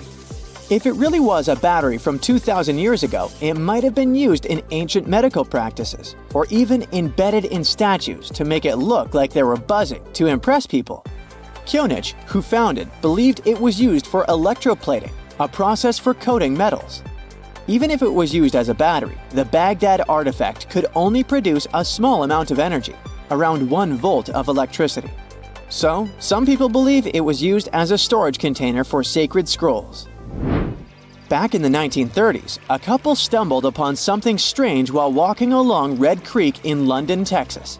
It was a piece of wood sticking out of what looked like an ancient rock formation. Around a decade later, their son, who was really curious to find out its secret, decided to crack open the rock and found a surprisingly modern hammer inside. This discovery caught the attention of Carl Bau, a young Earth creationist who claimed the rock surrounding the hammer dated back to the Cretaceous period. He saw it as evidence against evolutionary theory. After some investigation, scientists proved that the rock was not as ancient as it seemed. Geological processes have just encased the modern hammer over time, so it wasn't evidence of humans coexisting with dinosaurs like the Flintstones, as some hoped. It was just a case of a miner dropping his hammer centuries ago and nature doing its thing. A Chinese archaeologist supposedly stumbled upon some caves that seemed to serve as a burial ground for small beings with big, oval heads. Alongside these remains, there was rock art depicting figures with round helmets, the sun, the moon, the earth, and stars connected by groups of pea-sized dots. They also found over 700 mysterious stone discs etched with spiral grooves. Things got even weirder when these discs were sent to a Chinese professor who claimed the grooves were actually written characters. According to his translation, the discs told the tale of Dropa visitors from another planet who had crashed their spaceship on Earth about 12,000 years ago and had tried to live among us until they were hunted down by locals. But there's no concrete evidence that any of this actually happened. The story was first published back in the 1960s in a couple of articles, but it all seemed a bit fishy. None of the people involved, the archaeologist, the professor, or even the university they supposedly worked at, seemed to have left any trace in the records. And while there is a group in Tibet called the Dropka, they're fully human, not extraterrestrial visitors, and there's no solid proof that the Dropa stones exist at all. In a remote part of China, there are some bizarre pipe-like formations known as the Beigan pipes. A local explorer found them back in 1996, protruding from Mount Beigan and along the shores of Tosan Lake nearby. Some people thought they were the work of ancient guests from other planets. When samples of the pipe material were tested, they contained mostly common minerals, but there was a mysterious 8% of unknown stuff. Special testing revealed that these pipes had been there before humans. Chinese geologists later visited the site and suggested that these pipes were formed naturally over time. It could be sediment piling up in the fissures in the earth, or even fossilized tree roots from the area's lush past, but it's not certain. There's a mysterious terracotta head in Mexico with a hard-to-pronounce name, discovered back in the 1930s during a burial excavation. This head looked a lot like fancy Roman statues, so it wasn't clear what it was doing in Mexico. For some reason, the discoverer kept it secret for several decades. The head was found in a pyramid with 3 floors about 40 miles from Mexico City, alongside gold, copper, and pottery. Some argue that if this head really is many centuries old, it could mean the Romans or some other civilization had made it to Mesoamerica before Columbus did. There are also drift voyage theories mentioning a shipwreck after which some artifacts and survivors made it ashore. Some suggest that this figurine head was a little souvenir brought over by the Vikings. But there's no solid archaeological proof of the Vikings meeting the folks in Mesoamerica. There are some artifacts floating around, but none of them have been stamped as undeniable evidence of pre-Columbian contact. so the mystery of how this head ended up where it did remains unsolved. While digging a trench along a river in Romania, workers found a wedge, which is now famous as the aluminum wedge of Ajud, or the object of Ajud. Right next to it, there were some mastodon bones. Those distant relatives of elephants lived 11,000 years ago, so the wedge is probably of the same age. The cool part is that it's made of aluminum, a metal not even discovered until the 1800s. This material requires serious heat to produce. The wedge is also covered in a thick layer of oxide that's been sitting there for hundreds of years. Some folks believe this wedge must have crash-landed here on a spacecraft from some other planet. Some scientists think it's all a hoax, and others suppose it might be a human-made object with an unknown purpose. You plan to spend your summer vacation in Africa. The final destination is the Sahara Desert. It's located in northern Africa, stretching from the Atlantic Ocean to the Red Sea. You're excited to ride camels and learn about the region's rich cultures. You hop on an extensively long flight, and finally, you are here. You find yourself in the world's biggest hot desert. Can you believe it's 3 million square miles? You're ready for your first adventure after drinking liters of ice-cold water. The guide gives you a choice. You can spend 2 weeks visiting a collection of oases, or you can help them solve an ongoing local mystery. Deep into the desert, near this Algerian town, lies a mystery begging to be solved. A collection of huge, spotted circles in the sand. There are dozens of them, stretching for miles in a straight line. The circles were first identified via Google Earth images several years ago. People have debated them for years, but no one seems to know the answer. The strange thing is that they are so many miles away from any towns, roads, or human activity. The quickest way to discover the truth behind the circles is asking questions. You grab your notebook and set out to talk to locals. Everyone is helpful in this scenario: geographers, anthropologists, elders, and historians. The first person you talk to is a map expert. You need to understand if those circles were authentic or a satellite glitch. You end up interviewing the people who take Google Earth satellite pictures. The circles are really there. They appear in multiple pictures from many years. Then, let's understand why they are there in the first place. After 2 days of interviews, you have your first lead. The circles could be the result of oil activity. Experts explained why this would make sense. Algeria is a rich area for natural resources, so this would be a sensible guess. Usually, to find out if there is anything worth extracting, companies would undertake seismic surveys. Seismic surveys are a way of analyzing the Earth's surface by sending shock waves into the ground. Depending on how these waves bounce back, you'll know what is located there. A special vehicle could have marked the soil that way. So, did we unravel the mystery? Not quite so. As you know, the Sahara Desert is one of the driest areas on the planet. The average high temperatures in summer are over 104 degrees Fahrenheit. To survive there, people need to find ways of accessing water. So, these circles could be a kind of ruin or leftovers from ancient water wells. Again, I'd say this is a sensible guess. Ready for some fact-checking? Some anthropologists agree that these circles could be ancient fogueras. Foguera is the name of a 2,500-year-old style of irrigation system, usually found in northern Africa. It is also known as a kanat in other places in northern Africa. Locals would dig a deep well at an elevated point, deep enough to tap into underground water. They would then dig parallel shafts at regular distances. Then they would dig an underground channel that connected the city to the well. Solely with the help of gravity, water would run from the well to the city.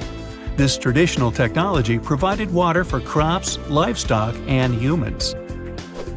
Now, let's say these wells made human-made oases possible. Even the closest municipality name was an indication that this could be true. The name Fogueret Essaouira is actually named after Fogueres, these ancient wells. Now, this lead was proving to be very accurate. You decide to travel over there to see for yourself. You take a local bus, sit back, and enjoy the ride. The landscape in northern Algeria is filled with ancient-looking towns. You even see ruins of wells along the way, on the outskirts of smaller cities. Opening Google satellite images, you can see the Comets markings on the ground, a series of holes running down several miles. But as soon as you arrive, you find out you were wrong. Dale Lightfoot, one of the world's leading experts on Comets, said that the circles were definitely not Comets. Even the satellite images confirm this difference. Uh-oh, we were so close. Apparently, Comets or Fogueras would not run down a straight line. They wouldn't be shaped like circles. Another clue that this wasn't the case was that there were no towns at the end. The circles were really far away from any human activity, and Comets were explicitly built to provide water for human settlements. Well, it sure was a good try. You almost gave up on this mystery when you decided to take one more field trip. It was days of preparation, pick up cars, food, equipment, all so that the mystery of the Sahara Circles could be unraveled. On the first day, you drove over 99 miles into the desert. You were always curious to see what this part of the world looked like. Over there, you see nothing but mustard yellow dunes. The night sky is pretty decent though. You can see the entire Milky Way with your own eyes. You set up camp and sleep under a canopy of stars. The next day, tension grows. There's no cell reception. Oh dear. But thankfully, you added the coordinates of the circles to your Google map. And surprise, the offline mode works out there. You follow the coordinates, but it leads you astray. You start to get nervous, thinking this was all in vain. But you and the team get into the car and drive a few more miles past the coordinates on your phone. After a very bumpy ride, you can't believe your eyes. There it is, an enormous crater dug on the sand, surrounded by 12 smaller holes. From up high, it looks like a clock, without the pointers, of course. On the ground, they're very faint, so faint you almost miss them. Searching the area, you notice all the holes had something similar: metal wires, thin wires that you can pull from the ground. They're buried deep, so you start digging. An object starts to reveal itself. Uh-oh, it looks like old dynamite. This certainly surprises you. Better stop digging to avoid any accidents. At the end of the survey, you feel satisfied, but still curious. What could all this dynamite mean? And who put it there? What comes next is the turning point of your adventure. Walking back to the car, you see something shining on the ground. You approach the item with curiosity. It's round and rusty and looks like a sardine can. What's that doing here? Could this give you more clues about the circle's mystery? Just in case, you pick it up and put it in the car. Back in the city, the puzzle pieces start to reveal the story behind the Sahara Circles. You bring photos and the sardine can and show them to local experts. They analyze your material and give you an intriguing verdict. As it turns out, guess number 1 was the closest one to the truth. So, what happened to the first guess? Why do we need to keep digging deeper? Well, because it was only half right. The Sahara Circles are not a historical footprint of seismic surveying. Back when the circles were made, this technology didn't even exist. But they sure are related to oil exploration. The dynamite-filled holes were an old method for oil searching. The circles are the leftovers of surveyors looking for resources underground. And the sardine cans? Well, they were left by the workers who held explosion works. You gotta eat, right? According to the model of the can, this happened more or less around the 1950s and 1960s. So these circles aren't even that ancient. More like modern ones, if you ask me. Well. Hope you are glad you tagged along and helped unravel this mystery. See you in the next mystery-solving adventure. There are several places on Earth, awesome and mysterious, that evoke so many questions that some people believe they were built by or with the help of extraterrestrial intelligence. Let's explore those mystical destinations. In the hills above Cusco, Peru, you'll find an ancient Inca fortress called Sacsayhuaman. Some of the massive stones of its walls weigh as much as 360 tons. They're cut and fitted together surprisingly precisely, and no mortar is used. The stones used for this construction were transported over 20 miles from quarries. But how did the Inca do it? Did they ask for extraterrestrial help? Perhaps. But archaeologists disagree. They have found evidence that the Inca used advanced engineering techniques involving ropes and levers to move and fit the stones. Okay, let's move on to the Nazca Lines. You can see them in the deserts of southern Peru. In this area, more than 800 lines and 300 shapes stretch across the deserted landscape. Those are called geoglyphs and are best viewed from the sky. That's how theories about alien involvement popped up. The lines were made by removing the top layer of reddish rocks to reveal the lighter ground beneath. And this is a pretty simple technique. You don't even need to use modern tools. The purpose of the Nazca Lines is still a mystery, but most experts believe that they had some ceremonial significance. Now, the stone circle of Stonehenge must have something to do with extraterrestrial visitors, right? Those stones, some weighing as much as 50 tons, were brought from quarries hundreds of miles away. No wonder many people offered theories about alien intervention. Well, sorry to disappoint you, but archaeologists have proven that the monument could have actually been built with the help of technologies available around 5,000 years ago, such as wooden sleds and rollers. The exact purpose of Stonehenge is still under debate. Its builders could have used the stone circle to track the sun or to perform astronomy-related rituals.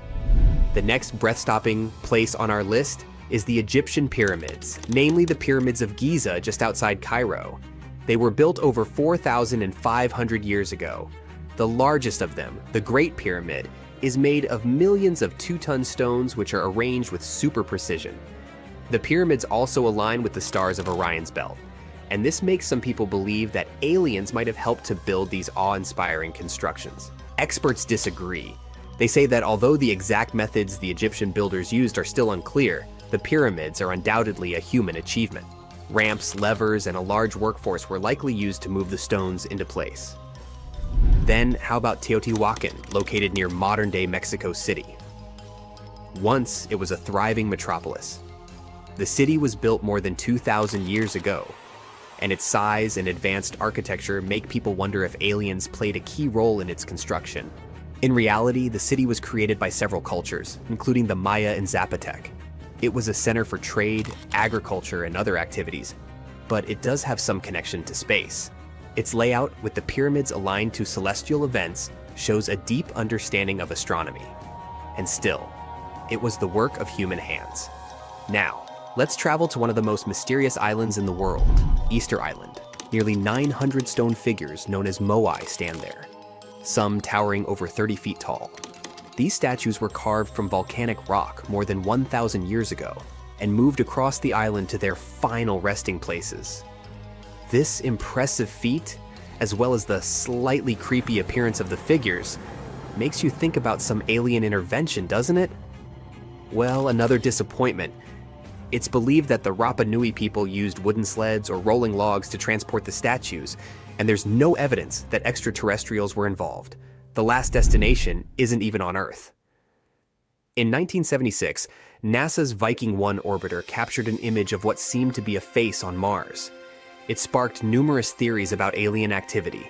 The face seems to be staring up from the Martian surface, like evidence of the activity of an ancient alien civilization.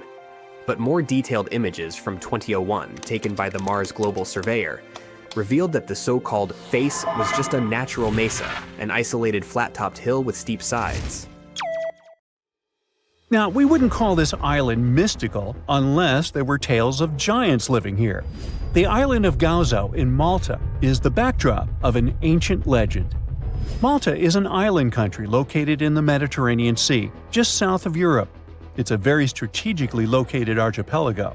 Throughout history, it was ruled by many different societies, such as the Phoenicians, Greeks, Romans, and Carthaginians. One cold night, thousands of years ago, a farmer noticed the sky turn orange, then red, when he heard a loud thump. Although the ground seemed to be moving, this wasn't an earthquake. When he looked toward the woods, he saw a giant silhouette, taller than the trees. As he fearfully approached, he realized it was a woman, a giant woman. She introduced herself as Sansuna. Unlike the terrible giants of many tales, Sansuna didn't want to exterminate the human race. She was loving and caring.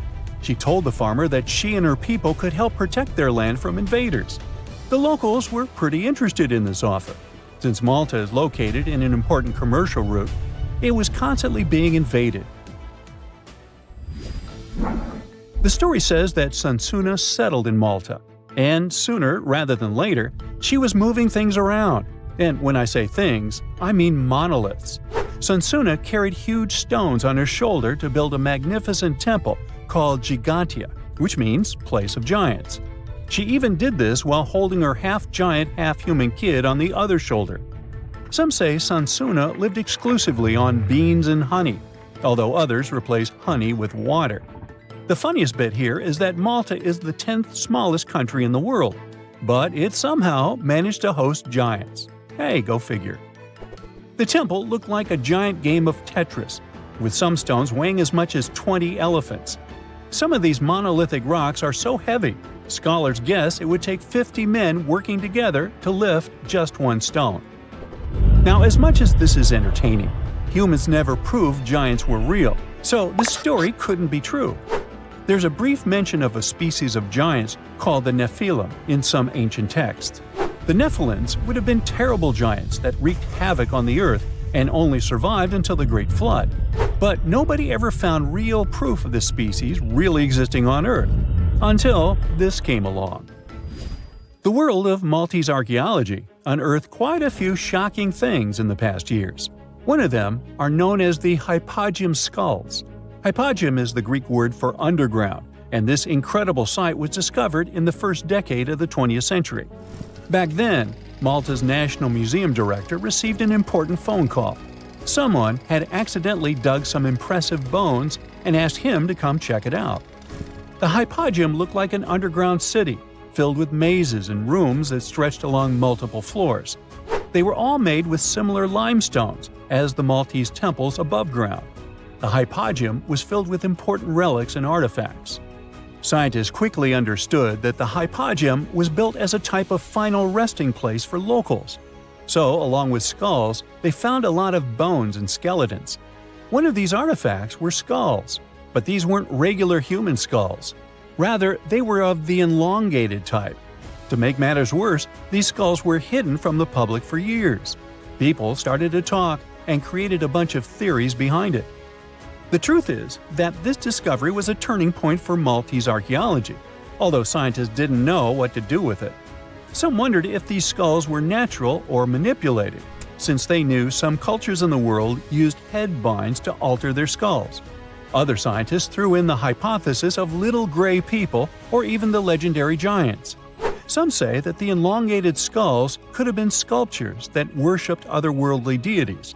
There was no way to confirm any of these theories, so the question remained: who were the builders of Malta's megalithic temples? Now let's take a look at what scientists know.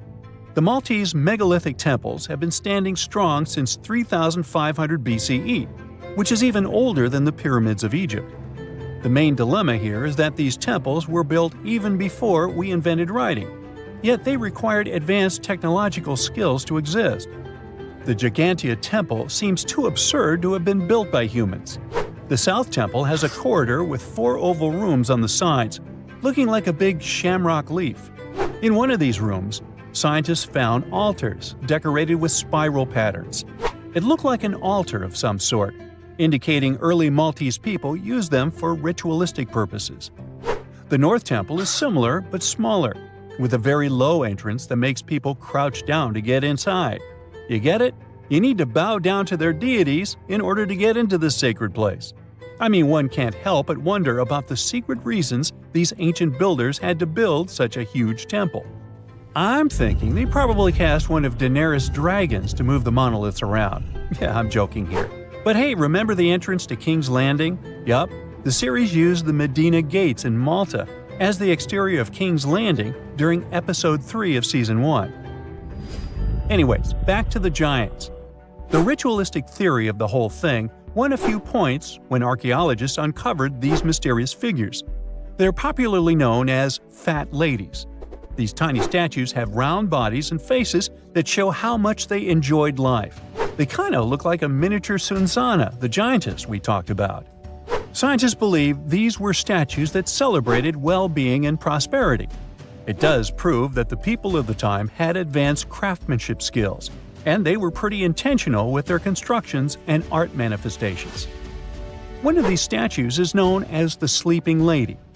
This Neolithic piece of art depicts the figure of a large woman lying on her side sleeping. After studying it deeper, scientists guessed this statue was meant to represent the Great Reaper. It was found in the Hypogeum, which we now know was a huge resting place. This specific statue is different from all the other fat ladies, starting with the hair and the embroidered skirt. Then there's this statue. This is supposed to represent an 8-foot-tall woman and the rim of her skirt. She was discovered in the most unusual of ways. A farmer was trying to plow his field, but he kept hitting large blocks of stone. All the way back in 1915, the farmer called Malta's National Museum director and asked him to come check it out. Some think this is all the proof you need to confirm that Sansana was real. Others aren't all that sure.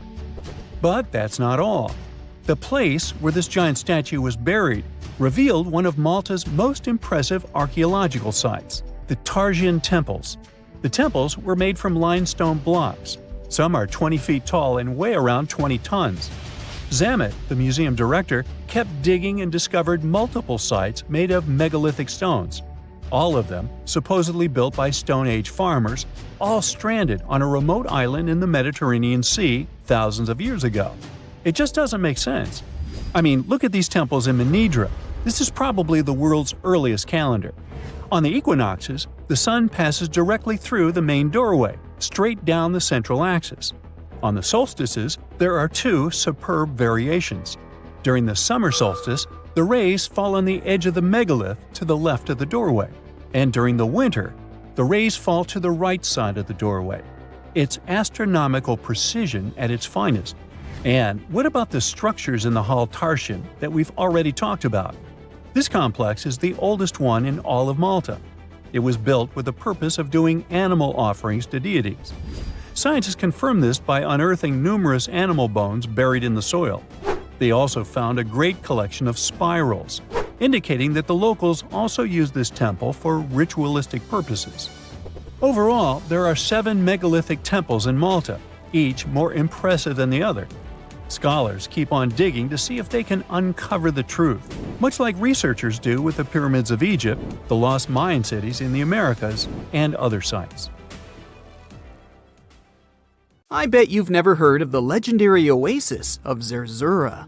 This ancient city is said to be hidden somewhere deep in the Sahara Desert, and its discovery could mean unimaginable riches and untold secrets. According to an anonymous 15th century Arabic guide, the key to unlocking the city lies in the beak of a bird carved on the city gate. Zerzura might not be as popular as Machu Picchu or the pyramids, but that just makes it more mysterious.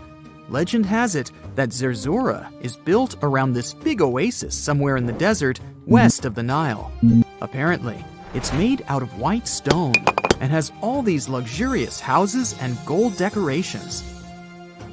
The story goes that a scribe wrote down the account of a traveler who stumbled upon Zerzura while looking for his lost camel. At one point in his journey, the man got caught up in a sandstorm, where he got separated from the rest of his group. The traveler kept wandering in the desert for days, and then, out of nowhere, 2 men showed up and guided him to the city of Zerzura. The traveler described this city as an oasis filled with little birds and made out of pure white stonework. The city is also said to be guarded by giants. In 1835, an English Egyptologist named John Gardner Wilkinson mentioned the city in one of his books. He spoke to a man from Egypt who found the city by accident after days of wandering through the desert.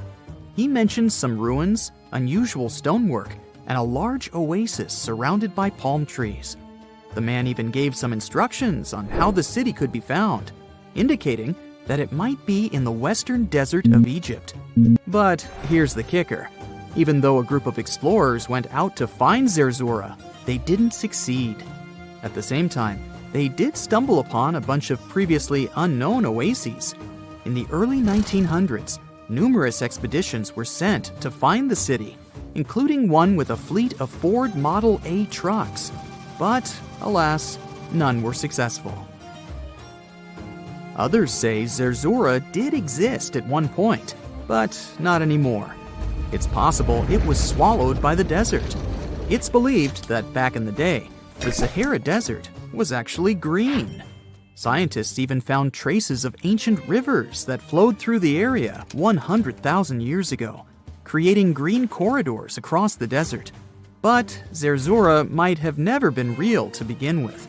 Maybe it only existed in the minds of people, a figment of their imagination as they were struggling in the African desert. For thousands of years, people have been obsessed with the hunt for another lost city, Atlantis. But if this place really existed, where on Earth, or under the sea, could it be? According to Plato, Atlantis was an actual place, and it was supposedly located somewhere in the Atlantic Ocean, near the Strait of Gibraltar.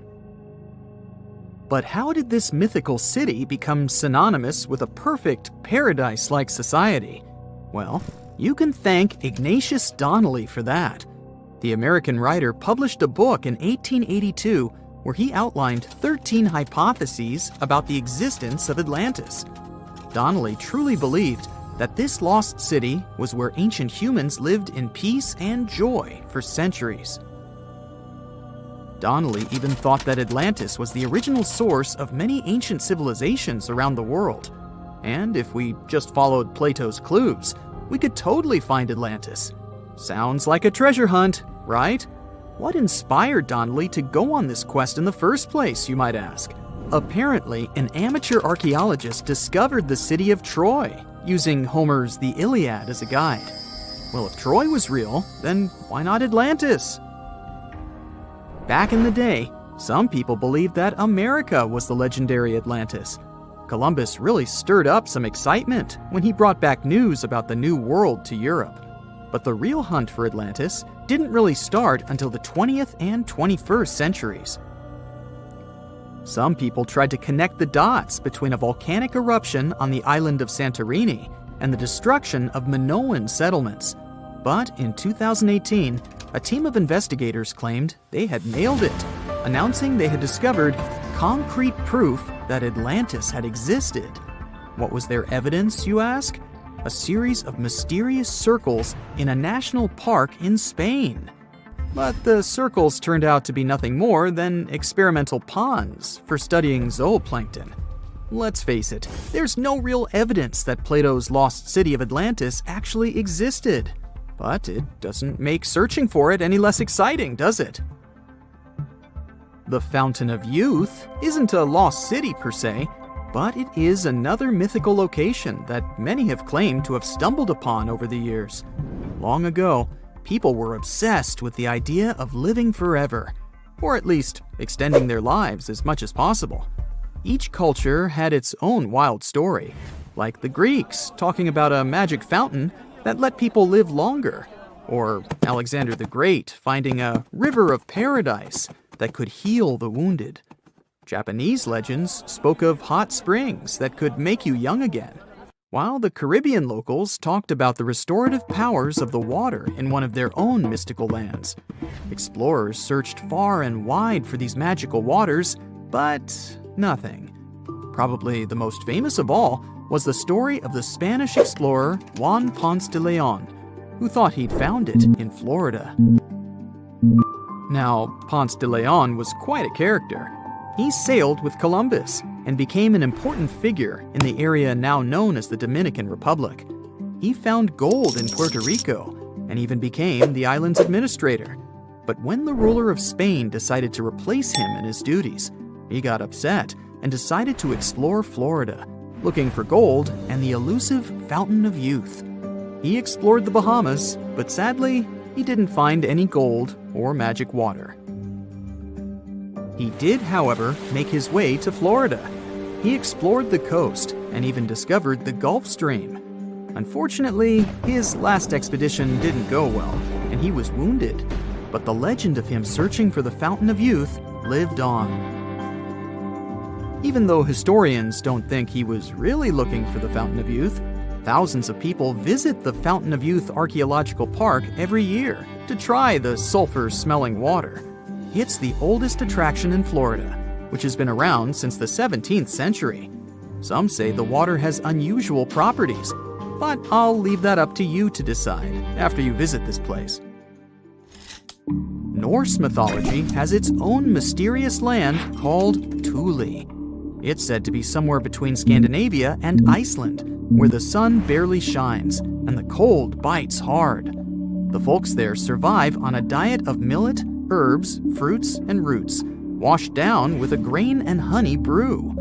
As for its exact location, scholars can't seem to agree on it to this day. The legendary ancient Greek explorer Pytheas was said to be the first to stumble upon Thule during his quest for tin mines. He sailed his way up north, passing by Scotland, and after 6 long days of sailing, he reached Thule.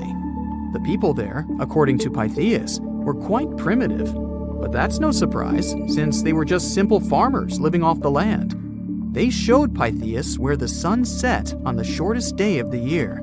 They also told him that in winter, the sun never rose at all, and in summer, there was no night.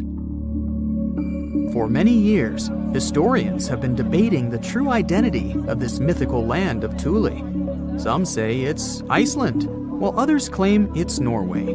A little bit of progress has been made recently with the help of a team of researchers. If their findings are correct, Thule might be the elusive island of Smola. That's farther south than any of the Norwegian islands that were on the list of contenders. It may be too soon to celebrate, but it does look like Thule has finally been found. This could totally be one of those went looking for copper, found gold stories, except in this case, the farmers in China were actually digging for bat droppings. Yikes! And ended up finding a piece of human skull instead of gold. Huh? Why would people be looking for dung? And more importantly, why is that skull so precious? Almost like gold. Let me break it down for you. First things first, the farmers were just looking for natural fertilizer. That's why they were rummaging in that cave. But instead of bat droppings, they hit a piece of a human skull, ancient, heavy, and fossilized. Scientists named it Maba 1 and dated it back to 300,000 years ago.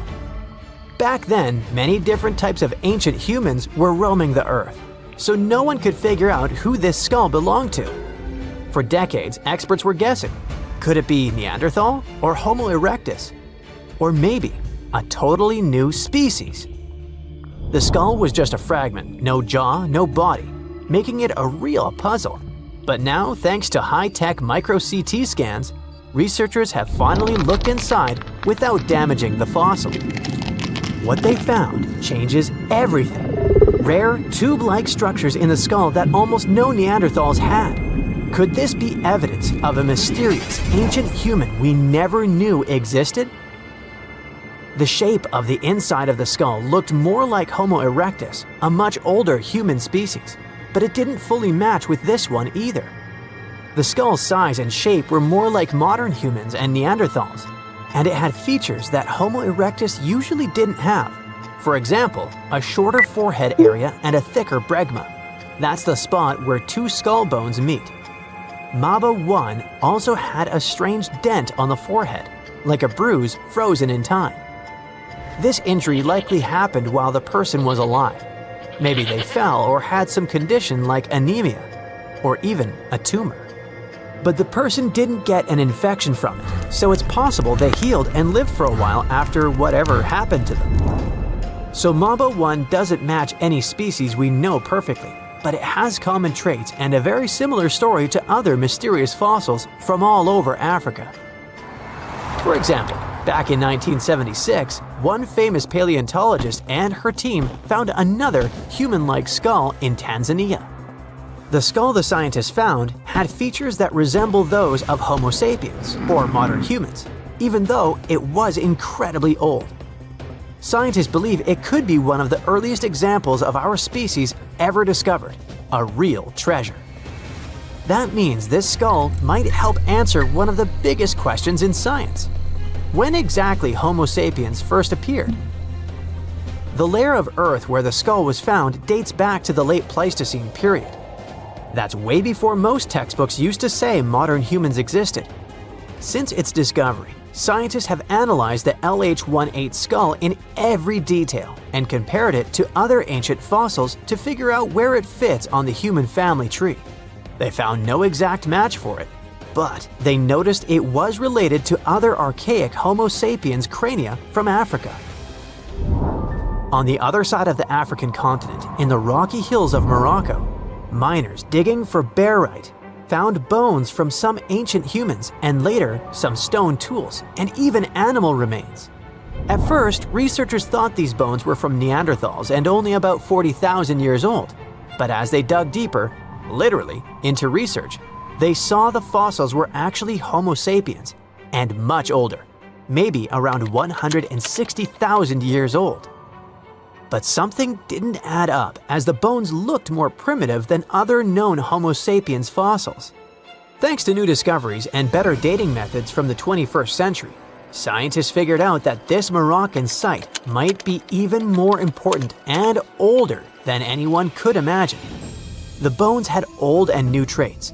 The face, jaw, and teeth looked a lot more like modern humans, but the shape of the skull was longer and less rounded, kind of like older human species.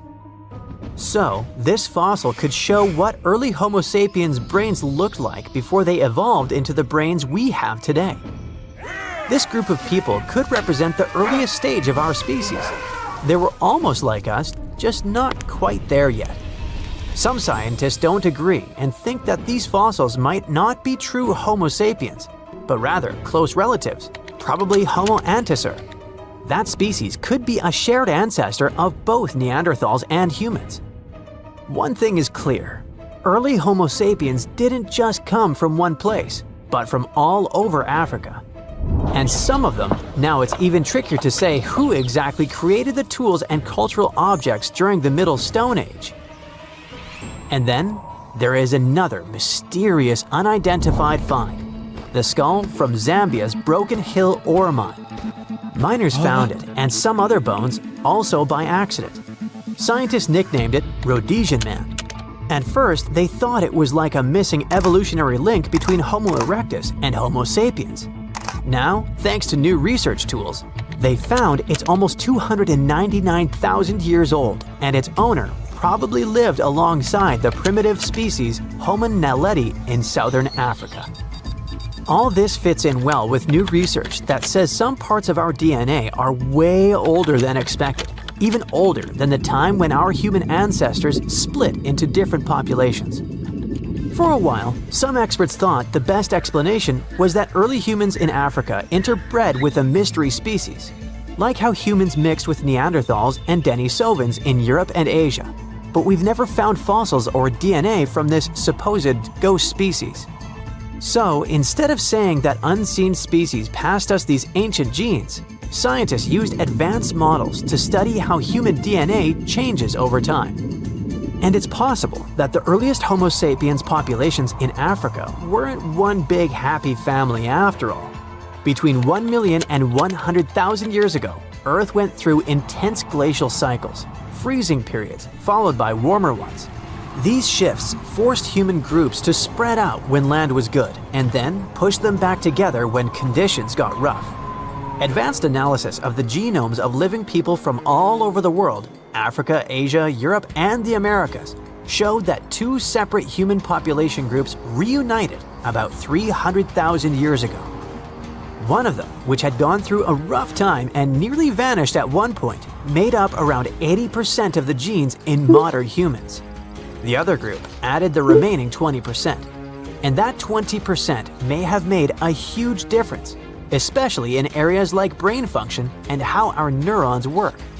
Unlike Neanderthals, whose DNA make up only about 1 to 4% of the genome of non-Africans today, this ancient mixing event added 10 times that amount, and it's in everyone. Scientists still need to figure out who these mystery ancestors were. From fossil evidence, it looks like Homo erectus and Homo heidelbergensis, who lived in Africa and beyond during that time, might match these ancient populations. But researchers will need more clues, both genetic and fossilized, to be sure. Some of them think that the features of one group may come from an even older ancestor species, like Homo antiquus. whose fossils were found in Spain. Maybe the answer is hiding in the Khoisan people in southern Africa, who have more genetic diversity than all other humans combined. That's because they've had a long and isolated history, and their ancestors go way back to those ancient branches of early Homo sapiens.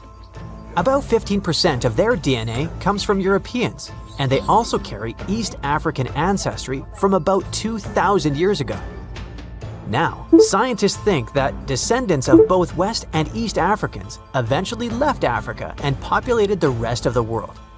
Looks like these people were the product of multiple branches of Homo sapiens coming back together. It's clear from this research that we aren't a species with one clean origin. Perhaps it's time we stop talking about African ancestry as one thing. Africa is hugely diverse, and so are the roots of humanity.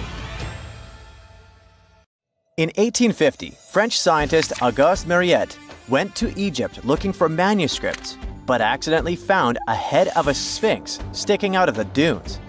He cleared the sand and figured out the sphinx was guiding the entrance to some underground construction. Several months later, he finally entered the Serapeum of Saqqara. Inside, he found an enormous granite sarcophagi with remnants of 64 bulls. Scientists are still amazed by the tech that the ancient Egyptians used to transport those enormous boxes. The Serapeum was built around the year 3000 before the Common Era.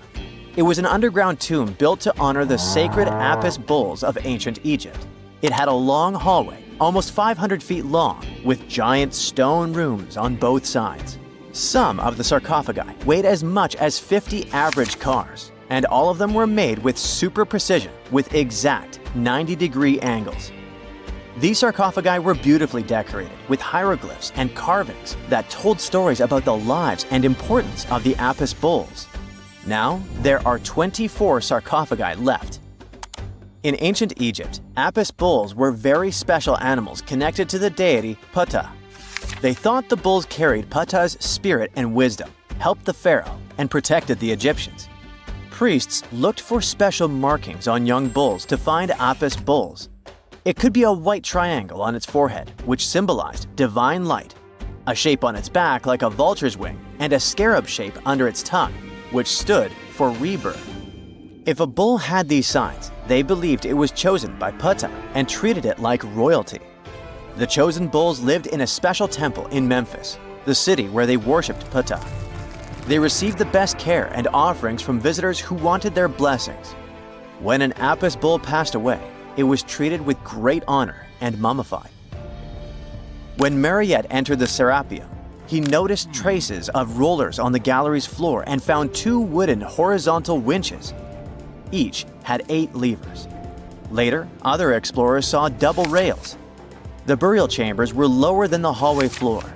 To get the boxes into place, workers filled the chambers with sand so the sarcophagi could be rolled in straight. Then they slowly removed the sand to gently lower the boxes into perfectly cut spaces in the bedrock. A carved stone sign found in the Serapeum said it took 28 days to move just one sarcophagus and its lid into its spot during the time of Ptolemy II. The extreme precision of the sarcophagi with 90-degree angles also has an explanation. Ancient Egyptians wrote texts, or rather, papyrus, on geometry a long time ago. It shows that they knew the approximate number pi and could calculate the volume of a pyramid with its top cut off. If they could figure out complicated math like that back then, it makes sense that they could also carve perfectly flat surfaces 500 years later. All this sounds pretty legit, but some people think certain things don't add up here. The size of boxes is way larger than the size of bulls, yet they buried pharaohs in tiny coffins that barely fit their bodies. The sarcophagi are made out of granite with crazy precision, and they could have just used limestone, which would have made things way easier. The transportation of the boxes seems pretty simple, but only in theory. If one person could pull about 440 pounds, then at least 250 people would be needed to pull just one box. The tunnels in the Serapeum are really narrow, only about 2 feet wider than the boxes themselves. There's no way hundreds of people could have squeezed into those tight spaces to pull the boxes. And even if they did, how would they turn the box in the cramped corridor, lower it into its niche, and place it perfectly in the middle? Somehow, they did this 24 times, and every box is centered perfectly. Plus, the chambers were dusty, and there were no signs of soot from lamps. This means they must have worked in almost complete darkness. The real use of the boxes could also be different. A long time ago, even before the Egyptian pharaohs ruled, the local people already knew how to use fermentation. It happens when tiny organisms called yeast eat certain ingredients like starch and turn them into gas and ethanol. So someone in ancient Egypt probably put food like barley, bread, and even meat inside a giant stone box, then closed it tight with a heavy lid. These stone boxes, carved from granite, were so precisely made that they were almost completely sealed, so nothing could escape from it. As the yeast inside the box started working, it created more and more CO2 gas. It built up pressure inside the box. The granite boxes were incredibly strong. They could handle more pressure than a car tire can hold. When granite was squeezed under such pressure, its crystals produced a tiny electric charge. This effect was possible because granite contains quartz, a material that reacts to pressure this way. The process also needed meat or animal parts, possibly to help the yeast grow better. Meat contains something called oleic acid, which yeast needs to keep growing and to survive the bad effects of the ethanol it produces. As the pressure inside the box kept growing, the combination of gases and electricity made these boxes not just ancient fridges, but powerful energy systems. Over time, the pressure inside got so strong that it could push the lid open and the gas would escape with a pop. But when people rediscovered the Serapeum in 1850, they found old drawings that showed piles of stones stacked on top of some of the box lids. So, someone long ago probably tried to make the lids even heavier by adding extra weight to make it harder for the gas pressure to push them open. This extra weight also meant the quartz crystals in the granite could keep creating more electricity under all that pressure. If someone opened one of these stone boxes thousands of years later, they would only find bones from bulls that were placed in the box. And that's exactly what Marriott discovered in the 1850s. They opened the Serapeum for visitors soon after the first excavations in the second half of the 19th century.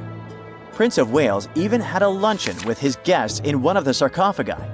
Sands and earthquakes made the site inaccessible for a while, but now you can visit it again and try to solve the mystery yourself. With new tech, we could have answers to many other historical mysteries soon. A team of scientists at Chicago's Field Museum of Natural History recently used a special CT scanner to learn more about ancient Egyptian mummies without unwrapping them. They gently rolled 26 mummies on custom carts out to the parking lot, where the scanner was waiting. It took thousands of detailed X-ray pictures of each mummy and their coffins. When all the pictures were put together, they created 3D images that showed what was inside, the skeletons, and some artifacts. The scientists hope these images will help them understand ancient Egyptian burial practices from over 3,000 years ago. Even though the scanning process only took 4 days, it might take 3 years to study all the data. But scientists were able to learn some personal details about the mummies. One of the most popular mummified individuals at the museum, Lady Cheneta, was a woman who lived in ancient Egypt about 3,000 years ago. It looks like she passed away in her late 30s or early 40s. To make sure her body looked complete for the afterlife, embalmers put stuffing in her neck to keep it from collapsing. They also placed artificial eyes in her sockets, so she would have eyes in the next world. She was wrapped in fancy linen and placed in a beautifully decorated coffin. The scans revealed that it had been carefully crafted with a slit at the back, which embalmers used to fit the body. There were also some artistic details on the surface, like markings